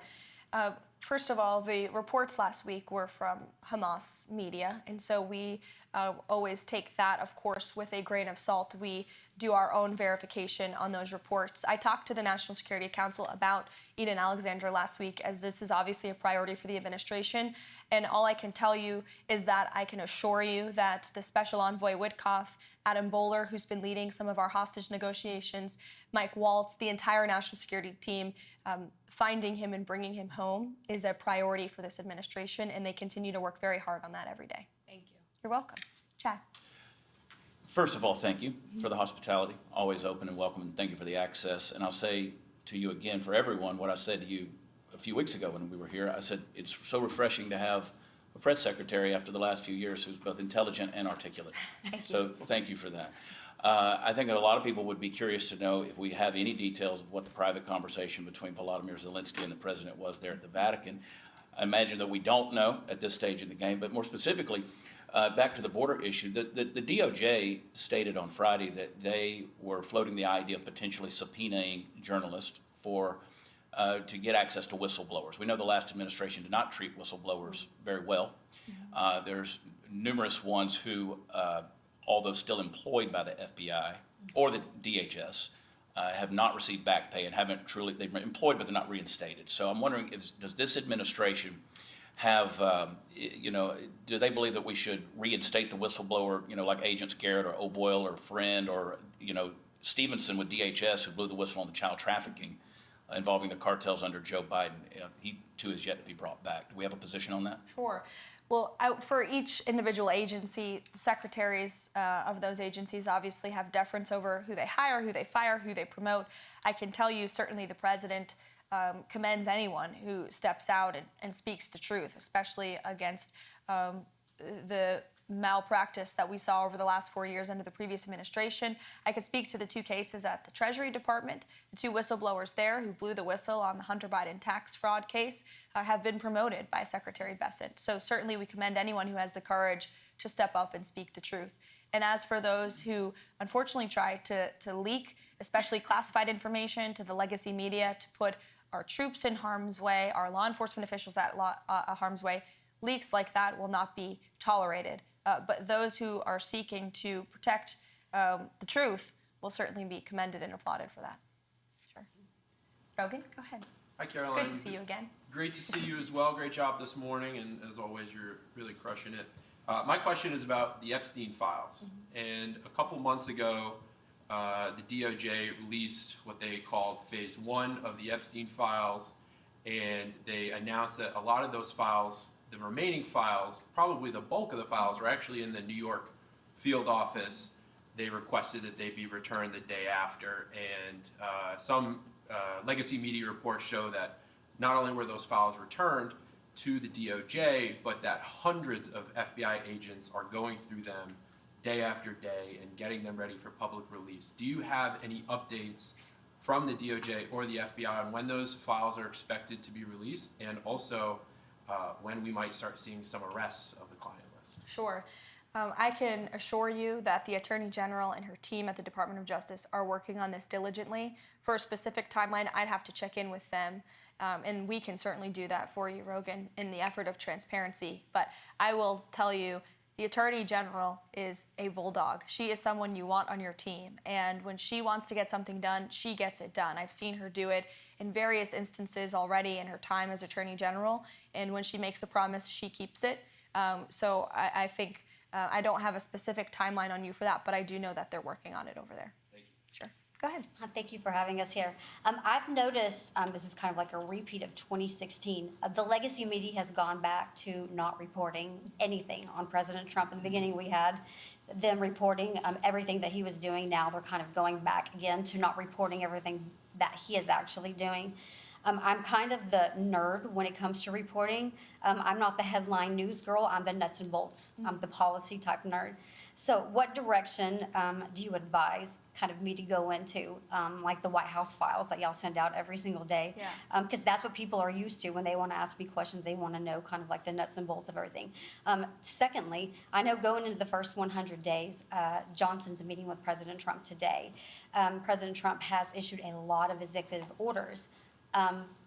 What about codifying? Is that going to be a conversation President Trump is going to have with him about possibly a timeline of just taking them from EOs into codifying them, into making them permanent, so we don't have another president that comes in, possibly a Democrat, that completely overturns everything that President Trump has done? Yes, as I spoke to Sean's question earlier, absolutely. We want Congress to get to work. First thing is the reconciliation package, like I said, border and tax cuts. That's on the president's mind, but of course he wants to see Congress move to codify all of the incredible things and work that he's done via executive order. To your first question about the nuts and bolts, I wish more people in the legacy media were like you and didn't focus on the sensationalist headlines, but actually cared about the facts. The president is doing so many phenomenal things every day that will never be mentioned on cable news at night. Signing executive orders. We do our absolute best to message that, which is, again, why we're welcoming independent voices like yours with following on social media, because that's the best way to get those truths and those facts out there. We put out fact sheets on the daily about what the president is signing, and they do get into the nuts and bolts of each and every policy and each and every executive action that he's taking. He's signing 3 phenomenal executive orders today. I will share a preview with those with you on those. One of them is an executive order focused on sanctuary cities. It will direct the Attorney General, Pam Bondi, to provide a list of sanctuary cities back to the administration. We will review those. If those sanctuary cities are breaking federal law, well, then the Office of Management and Budget is going to look at their federal spending. Again, if you're defying federal law, you are threatening your own federal spending by doing that. There is another executive order the president will sign tonight. We can provide the fact sheet for you on ensuring law and order and ensuring that federal law enforcement and local law enforcement can work together and communicate more easily.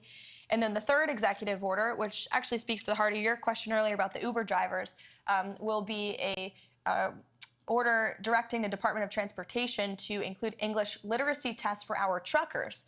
This is a big problem in the trucking community that, unless you're in that community, you might not know. But there's a lot of communication problems between truckers on the road with federal officials and local officials as well, which obviously is a public safety risk. So we're going to ensure that our truckers, who are the backbone of our economy, are all able to speak English. That's a very common sense policy in the United States of America. So the president will be signing that later this afternoon. Yeah, you're welcome. To the back in the yellow tie. Thank you, Karoline. President Trump has recently made statements about eliminating the federal income tax and creating the External Revenue Service. When could we see that start to play out? Well, I will tell you, this is something the Secretary of Commerce and the Secretary of Treasury are both equally as excited about, as is the president. And, you know, there's many reasons for the tariffs the president has implemented and the trade deals that he is currently negotiating. Number one, we need to shore up our critical supply chains here at home. Number two, We need to increase our revenue here in the United States. We are running trillions of dollars of deficits. Our country will cripple if we continue down this path. And so how great it would be for the external revenue to completely replace the Internal Revenue Service. So I know the administration is focused on the External Revenue Service, getting that up and running. And as you know, Customs and Border Protection is charged with bringing in the money from tariffs every day. And they are bringing in billions and billions of dollars per day with the current tariff rates and where they are at. So we will continue with that effort. I think I went around the room. Oh, no, one more in the back. All good. So we know President Trump has been a champion for the 2A ever since he got into office, both times. My question is, do we see anything, is there any ongoing efforts for national reciprocity so we can carry in all 50 beautiful states? This is something the president talked about on the campaign trail for sure. We need Congress to do it. But the president will always support our law-abiding gun owners, and as you mentioned, is a ardent supporter of the Second Amendment. It's more important now than ever as we see violent crime rates in our inner cities. I've said this repeatedly over the past 4 years. The Second Amendment was never more important than when we had an illegal immigrant crime epidemic spiking in this country. Law-abiding Americans have a constitutional right to defend themselves, and the president absolutely supports that. But to national reciprocity, we do need Congress's help on that one. So thank you, guys. It's so good to see you. I could go around the room all day, but unfortunately, there's work to be done. Thank you for coming to our very first influencer briefing to kick off the first 100 days of the Trump White House. It's great to see you all here, and thanks for what you do. Thank you. Thank you. I'm going to walk off now. Great job, everybody. Oh, you must be Big Dom, huh? I know where he comes from. I love that guy. Did you get the hat? That's good. Thank you. Well, thank you very much, everybody. It's an honor to be with this incredible group of champions, great team. And we're thrilled to welcome everyone to the White House, special place, and to celebrate the Super Bowl 59 champion, the Philadelphia Eagles.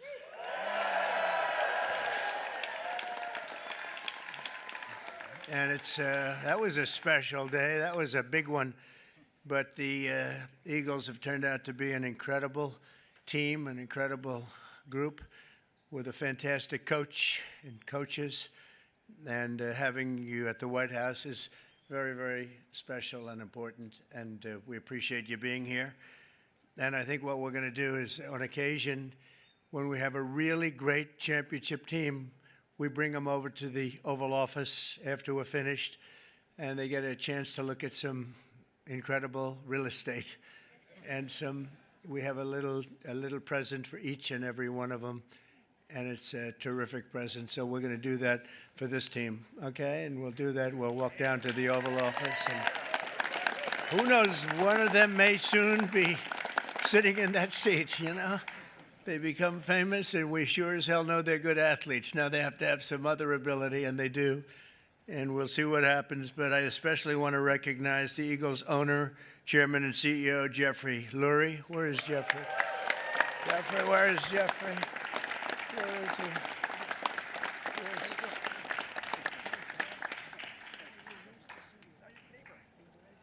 right. He's my neighbor, right? And he's a good neighbor, as well as your general manager, Howie Roseman. Howie?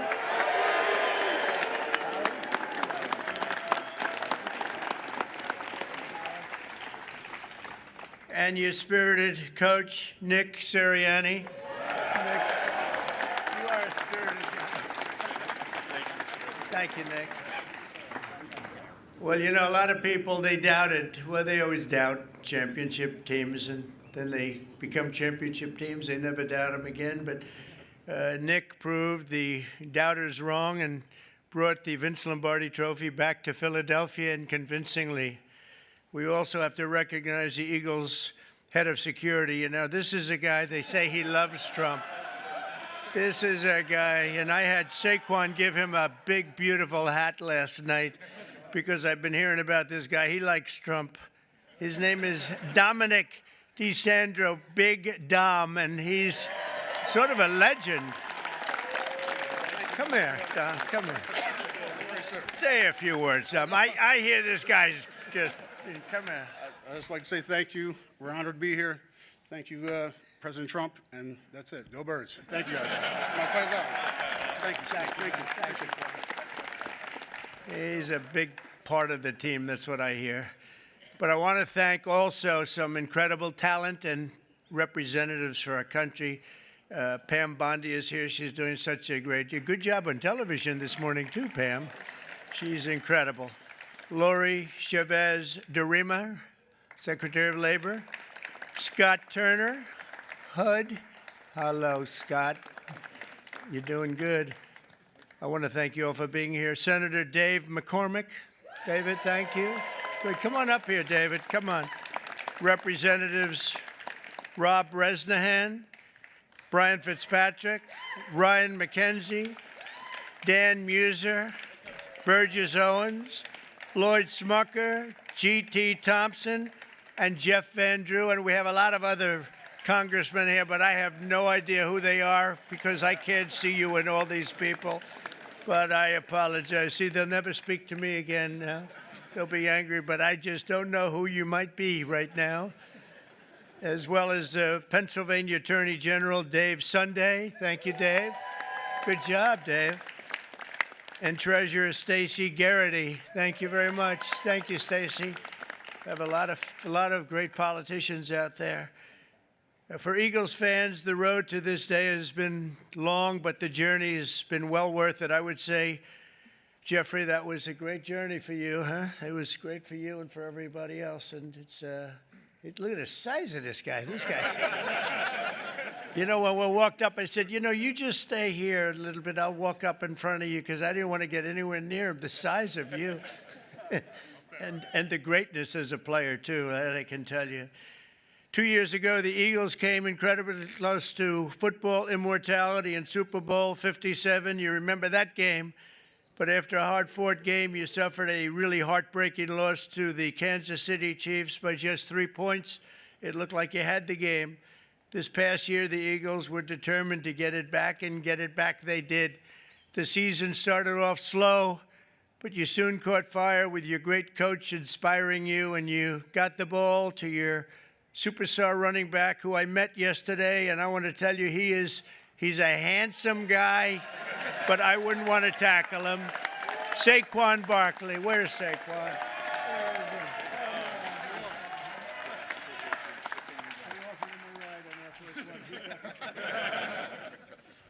He's great. I got to know him a little bit. I offered him a ride on Air Force One because I was coming down. And usually they say, no, I don't think so. He said, I'll take it, sir.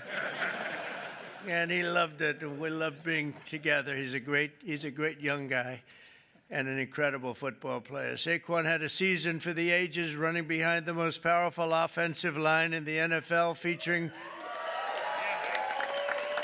That's true, huh? That's what this.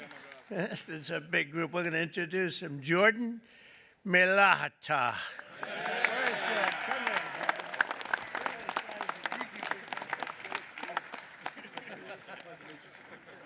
Thank you, Jordan.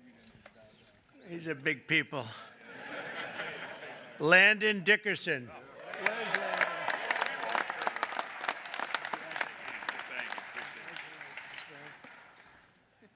Six-time Pro Bowler right tackle, Lane Johnson. That's Lane. 6-time, wow. That's pretty good. How is he? Is he better than you guys? I don't know. Oh, yeah. 6-time Pro Bowl. That's pretty good.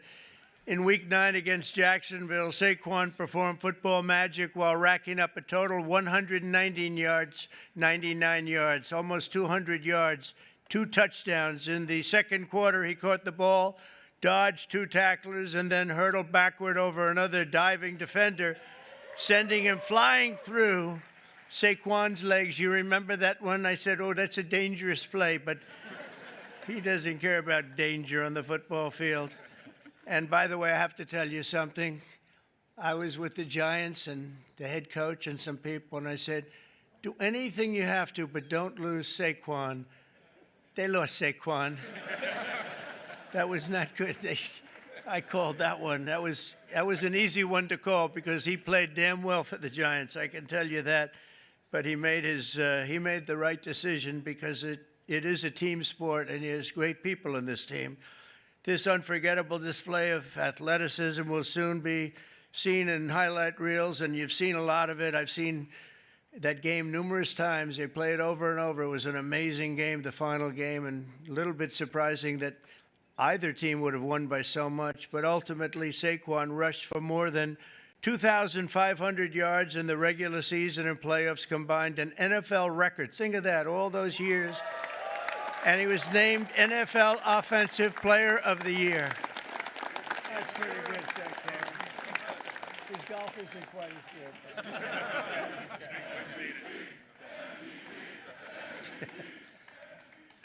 So I want to congratulate him. What a guy. Complimenting Saquon's historic season was an incredible year from star quarterback Jalen Hurts, and he had a great season and a great game. Finished with 32 touchdowns on the year, turning in one stellar performance after another. A terrific guy and a terrific player. On defense, the Eagles finished the regular season with the fewest yards allowed per game, thanks in large part to talented young stars like safety Reed Blankenship. Where's Reed? Come on up here. How's it going? Nice to meet you. You want to say something to the crowd? Come on, say something. Look at this guy. I don't have a lot to say, but go Birds, even in D.C. So, thank you. And on defense, the Eagles finished is really legendary because I think probably it's been one of the greatest finishes in football history. In Week 11 against Washington, Reed had 10 tackles overall and an interception in the fourth quarter to seal the win. That was a big one. That was a rough game for the opposing team. That's one of those that you don't sleep very well, but you guys came back and you did an incredible job just to get through. The Eagles ended the regular season at 14-3 with only 3 playoff games standing in the way of the Super Bowl in New Orleans. After beating the Green Bay Packers in the first game, the Eagles won a close one against the Los Angeles Rams, all good games. Then in the NFC Championship game against Washington, Saquon took his very first handoff for a 60-yard touchdown and then added another touchdown minutes later. And you know, Saquon's a good golfer, but he's a much better football player, in case you had any thoughts of doing something else, Saquon. Soon, thanks to 55 points on the day, the Eagles punched their ticket to a Super Bowl rematch with the Kansas City Chiefs, and you know what happened? It was an incredible game, a little surprising, but right from the beginning, in the first quarter of the big game, which I was there, I watched in person. I was there along with Taylor Swift. How did that work out? How did that one work out? The Eagles scored a touchdown on their signature play, the tush push. You know what that is? Or I hope they keep that play, Coach. I don't know. What? You know, they're talking about getting rid of that play, I understand. They should keep it. What do you think, Saquon? I like it. You have guys like this pushing you around a little bit.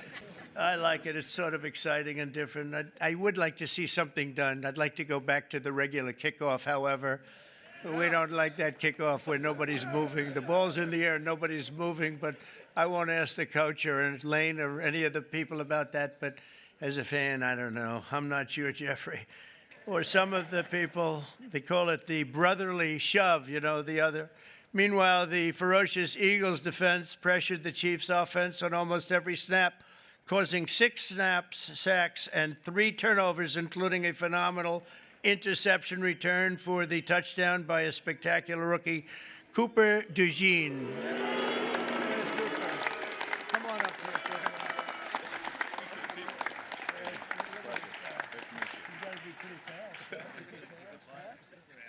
Good job.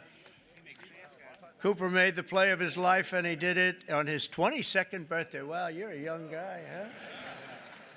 A short time later, a touchdown pass right before halftime and another one in the third quarter helped put the game on ice. And at the final whistle, the green and white confetti rained down on the scoreboard. It was 40-22. And I think maybe the Eagles themselves were surprised, but boy, they played great. They looked unbeatable It was a great moment for an incredible group of people. Throughout their extraordinary season, the amazing group of warriors, and that's what they are. They're really modern-day warriors, inspired the world with incredible spirit, athletic dominance, and exceptional teamwork. And you made the Eagles fans everywhere really very proud. Whether you're an Eagle fan or not, they were proud to watch a team of such great power and dominance. And you really have a whole life to lead, and you can say you've done it. You've done something that very few people are able to do. We've seen a lot of great teams, Lane and Coach. We've seen a lot of great teams, but they don't ever get to where you've already gotten. And you're a young guy to be coach. Oh, I'd like to be his manager right now. I'd like to pick up my little 10% for doing nothing.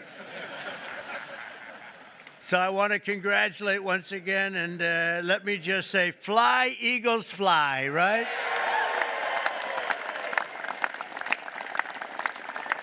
And with that, I want to bring up one of the great offensive linemen, really of all time. When you're a 6-time All-Pro, that's really something. And Lane Johnson, come up and say a few words. Congratulations, you're really something special. Thank you. Move this up a little bit. Thank you, Mr. President, for allowing us to be here, sending us the invitation. What an incredible year it was for us, really having the chance to play the team that we lost to a couple years before and come through. But I want to thank Mr. Lurie just for creating a championship organization and culture. Howie Roseman putting the time in, everybody on the coaching staff. Just what a wonderful season it was. And we're not done. We're ready for another round. So thank y'all. And go Birds. Coach, would you like to say something?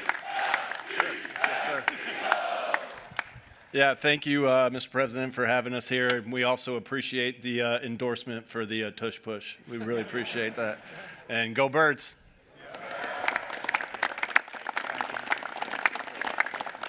Jeffrey, maybe you could say a few words. You've done an amazing job in putting this team together. Come on up. Thanks. Thanks, Mr. President. You know, it's truly an honor to be here. I remember as a little boy the championship teams that came to the White House, and I never dreamed we'd be able to, you know, have a team and be as good as this. And this was a dominant team with incredible culture, everything we all believe in as the best human values: selflessness, humility, teamwork, talent, discipline, everything that we all strive for, this team incorporated. So thank you for the hospitality today, and go Birds. Oh,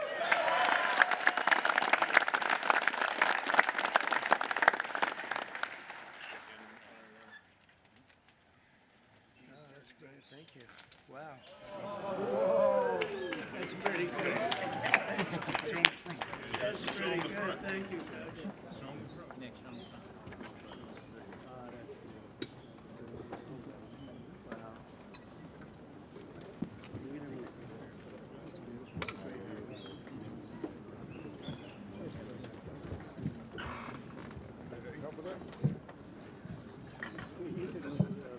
He's going to help.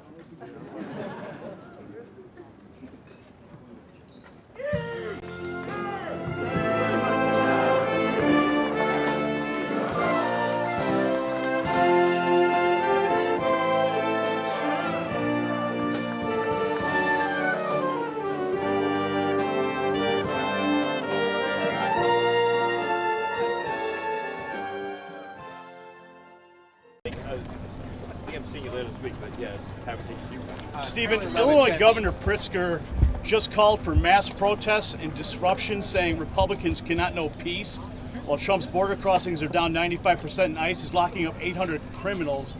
Is Pritzker inciting insurrection, and will DOJ take action? Well, what I would say is that his comments, if nothing else, clearly could be construed as inciting violence. So President Trump survived 2 assassination attempts against his life. Of course, there's been many more credible threats against President Trump and his family and associates. We've, of course, seen the spate of left-wing domestic terrorism all across this country. By the way, the destruction of property sits directly adjacent to attacks on humans and physical attacks. In other words, once you tolerate and once you allow for attacks on property, you're just a step away from people throwing Molotov cocktails into people's homes. And you've even seen some, I think one example of a formerly prominent Washington Post journalist who seemed to be celebrating the murder of a healthcare CEO, right? Health insurance CEO. And that's the point we've reached in this country, where people are engaging in rhetoric and behavior that puts the lives of public servants in danger, puts the lives of conservative Americans in danger. And so that's the first thing I would say. And then, of course, secondly, right, just this war that Democrat governors and mayors are waging against federal law enforcement. I mean, this is nullificationist behavior. This is successionist behavior. With this thing, they don't recognize the supremacy of federal law enforcement in terms of protecting the lives and livelihoods of American citizens against a foreign invasion. We've never seen anything like it. And of course, the result of their conduct is that they're allowing illegal aliens to go free and rape and murder their own citizens. So I can't imagine having a leader in a city or a state that would privilege the well-being of illegal alien murderers over their own citizens, but that's where we are right now. Mr. Miller, I'd like to ask you about it's before Congress right now, the Religious Workforce Protection Act. I don't know if you're familiar with that, but basically Catholic leaders support it because they say it would help keep foreign-born priests at their local ministries in the United States. The problem right now is a 2023 change to U.S. visa rules caused a backlog, and long story short... I have to take a look at that and get you a more complete answer. I'm not in a position to answer that right now. I apologize. The bottom line is, can the administration do anything right now? I'd have to take a look at that and give you a fully informed answer. Stephen, the lawyer for the woman who had two U.S. citizen children who was deported, he said that once she was put on a plane within 24 hours after she was gone.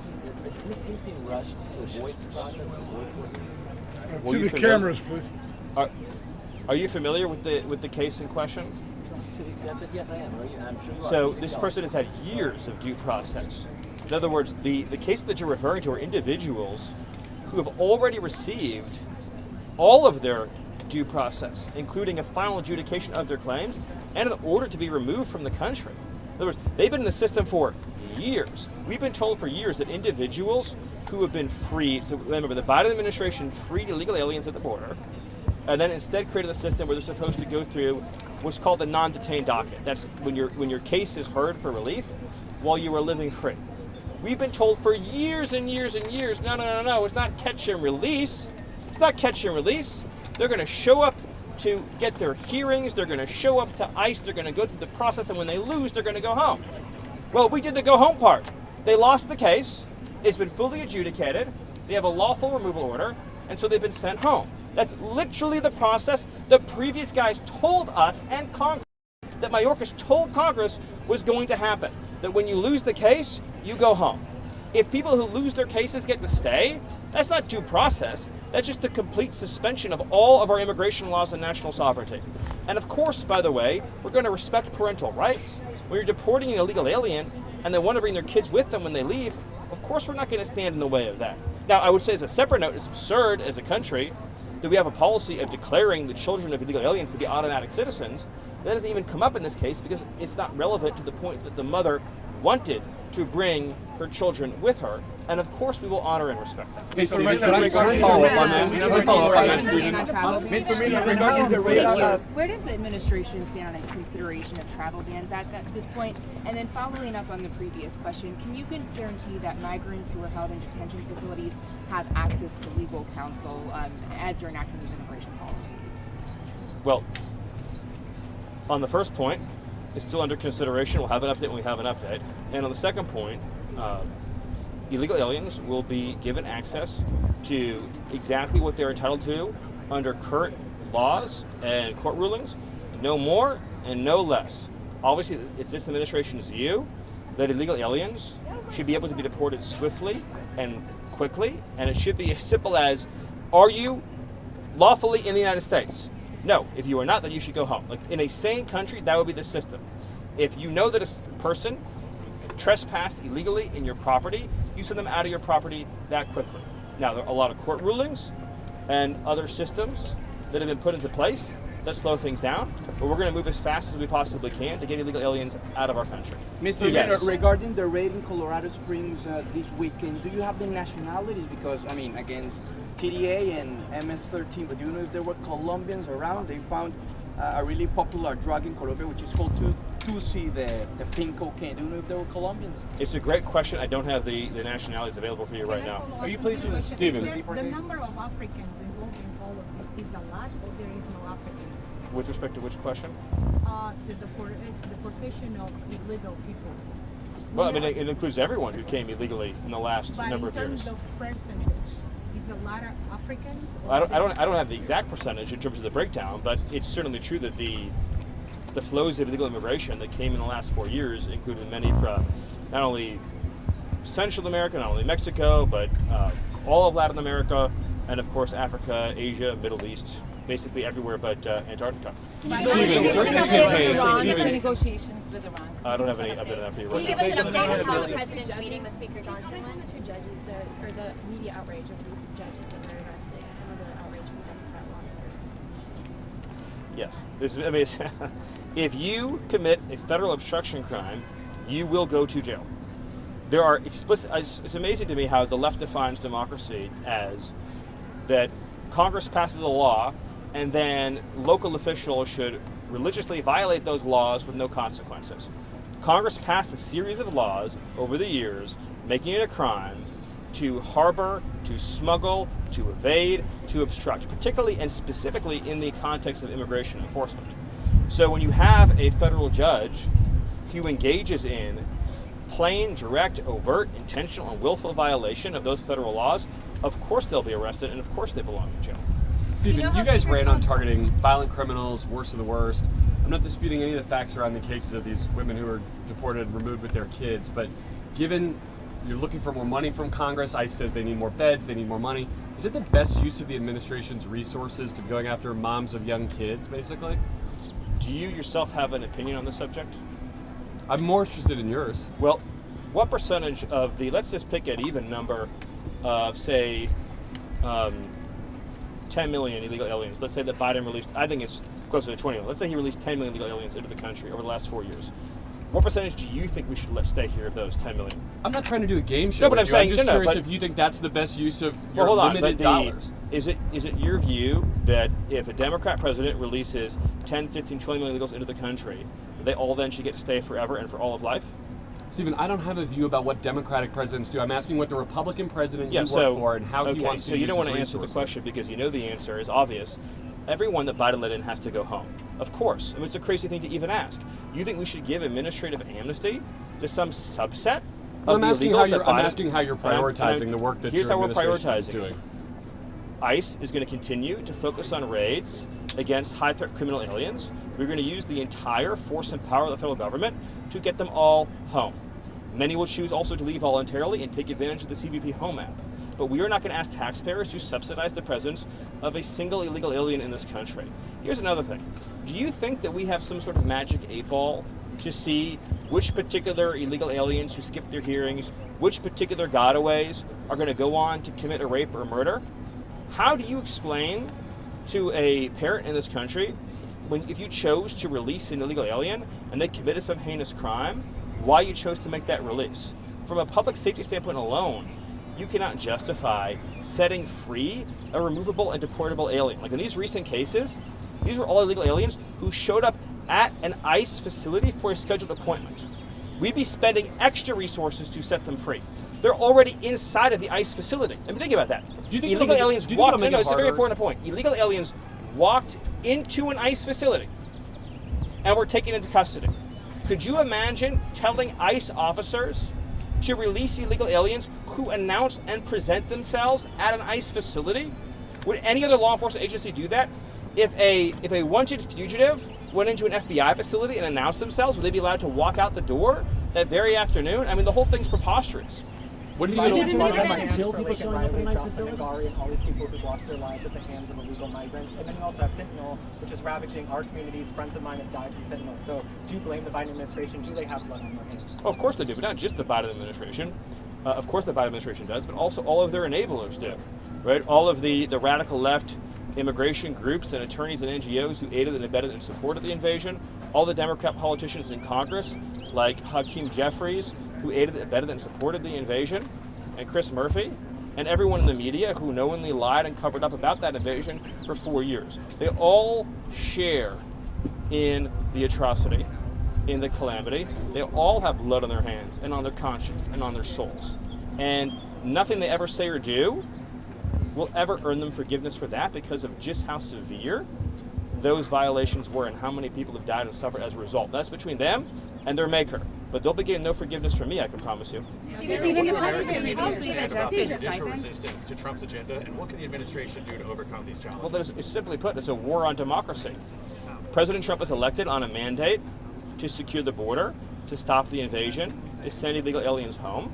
You cannot have a situation where one district court judge or a cabal of 10 or 15 district court judges who are radical left, sitting in strictly regional courtrooms, can conspire with each other to shut down the operations of the federal law enforcement function. That is not only antithetical to democracy, it is a direct form of tyranny, in which the people of this country are being told that you cannot have the thing that you voted for, even when the thing that you voted for is required by law. All these individuals by law have no right to be here and must be sent home. None of the people that Biden let in have a legitimate asylum claim, have a legitimate claim to relief, have any right or basis to be inside the United States. And now we see a move by the media to say that some subset of the 10, 15, 20 million illegals that Biden let in, who, knowing they're here illegally, choose to stay here, choose to have children, that then we should take the view, oh, you beat the system, you trespass in our country, you failed to leave, you failed to comply with our laws, and now you've had a child, and now what, you get amnesty for life? And what we should ask, what, a laid-off worker in Ohio to now pay for welfare for your entire life? We should ask somebody who lost their job under a factory that closed down under Joe Biden to provide you with free education and free health care. You should wait an extra hour or 2 hours when your kid is sick in the emergency room because you have hundreds of illegals getting frontline care at an ER because they don't have health insurance, they don't have a job, they don't have any savings, they're here to live off of us. Right, we should ask struggling Americans to pay for all of that. The whole thing is obscene and it's absurd. I can't even imagine how much time we spend debating how much generosity, how many billions of taxpayer dollars, how much amnesty, how many reprieves we should give to people who chose to come here illegally and take from us and our people. The whole conversation is absurd and offensive. How important is it to have public opinion? Not right now, yes. How important is it to you to have public opinion on your side? Do you risk losing hearts and minds Well, even of a the public? CBS poll showed overwhelming public support for mass deportation. Support for deporting illegal aliens is overwhelmingly popular, as is shutting down welfare, as is removing criminal threats, as is dismantling foreign criminal gangs. This whole thing is just amazing to me. We have an entire media ecosystem, an entire political party devoted singularly to the defense and protection of illegal aliens in general and illegal alien criminals in particular. How satisfied are you of how the Mexican government dealt with illegal immigration? Is this what they done enough in your mind? Or do you think Thanks they to can President do Trump's more? leadership, the Mexican government has done more than it's ever done, but it's still not even close to what we need and what the president expects. There's much more that we expect from Mexico, particularly in regard to the fentanyl threat. President Trump had previously suggested there could be stipends for people who leave the country on their own. Yes. Is that still in the works? Oh, Is there absolutely. a cost estimate for how much that will cost? Will you need Congress to act on Well, that? it'll actually save us hundreds of billions of dollars. So, a single illegal alien family, over the course of its lifetime, may cost the U.S. taxpayers over $1 million. So, when you give an illegal immigrant a check for, say, $1,000 or $2,000, whatever it may be, $3,000 to leave the country, you're saving taxpayers hundreds of thousands of dollars. It also saves money relative to us having to go out and find that illegal alien and physically arrest them and deport them, which of course we will still do. So the plan that President Trump has put into place is very simple. If you choose to stay here unlawfully, you will be fined, and by law, that fine, by the law Congress has passed, is $1,000 each day you've stayed past your removal order. That's the law that Congress passed, the law that we're being told we should ignore. That's democracy, apparently, as the media says we should ignore the laws Congress has passed, but Congress is clear on this. You face arrest for illegal work, you face arrest for document theft, you face arrest for failure to register as required by law, you face arrest for evading or obstructing your removal, and you also face deportation at a time and place of our choosing, including the total confiscation and forfeiture of all of your assets and income. Or you can choose to book a free flight and get a check and go home on your own terms with your possessions very happily and live your life in your home country. I have time for 2 more questions. How much Yes. Are you frustrated or mad at the Supreme Court for keeping the TDA deportation stay in effect? Well, the FBI released an assessment, as I'm sure you've seen, that not only is Nicaragua acting as an arm of the Maduro regime, but they're actively planning assassination plots on U.S. soil. This is horrifying and it's harrowing. This is a foreign terrorist organization operating at the direction and control of an adversarial foreign regime, and we hope and expect that we'll be allowed to remove these terrorists from our soil as quickly and expeditiously as possible. One last question. Stephen, as a Yes. follow to that, though, you keep talking about your dissatisfaction with federal district court judges. You've been asked about the Supreme Court. At what point will the administration accept a decision of the courts, even if it's not in its favour? I don't understand what you're asking. At what Like point? what? No, what is it? Would you only accept a decision of a court if it's in the administration's Well, but look at the example that favour? was just given.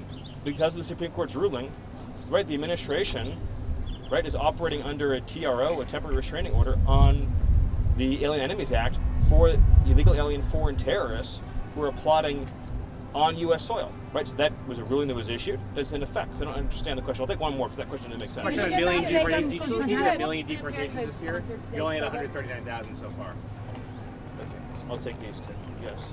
Can you do you then you. Planned Parenthood sponsored today's playbook? I'm just curious how you feel about that. Well, I'm not shocked or surprised. You want to hit 1 million deportations this year at least. You're at 139,000, and you still hit 1 million this year. Well, the rate of deportation is increasing every single day. Remember, we inherited a system that was completely shut down, that was completely broke.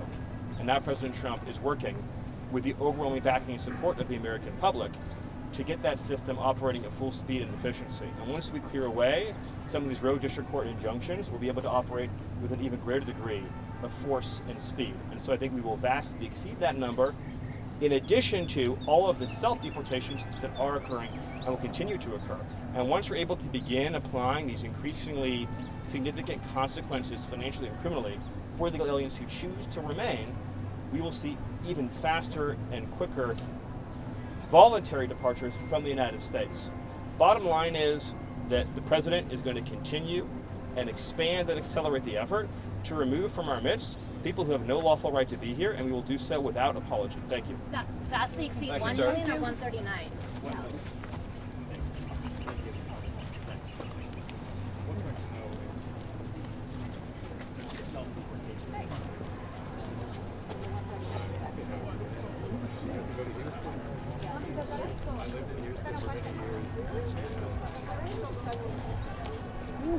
How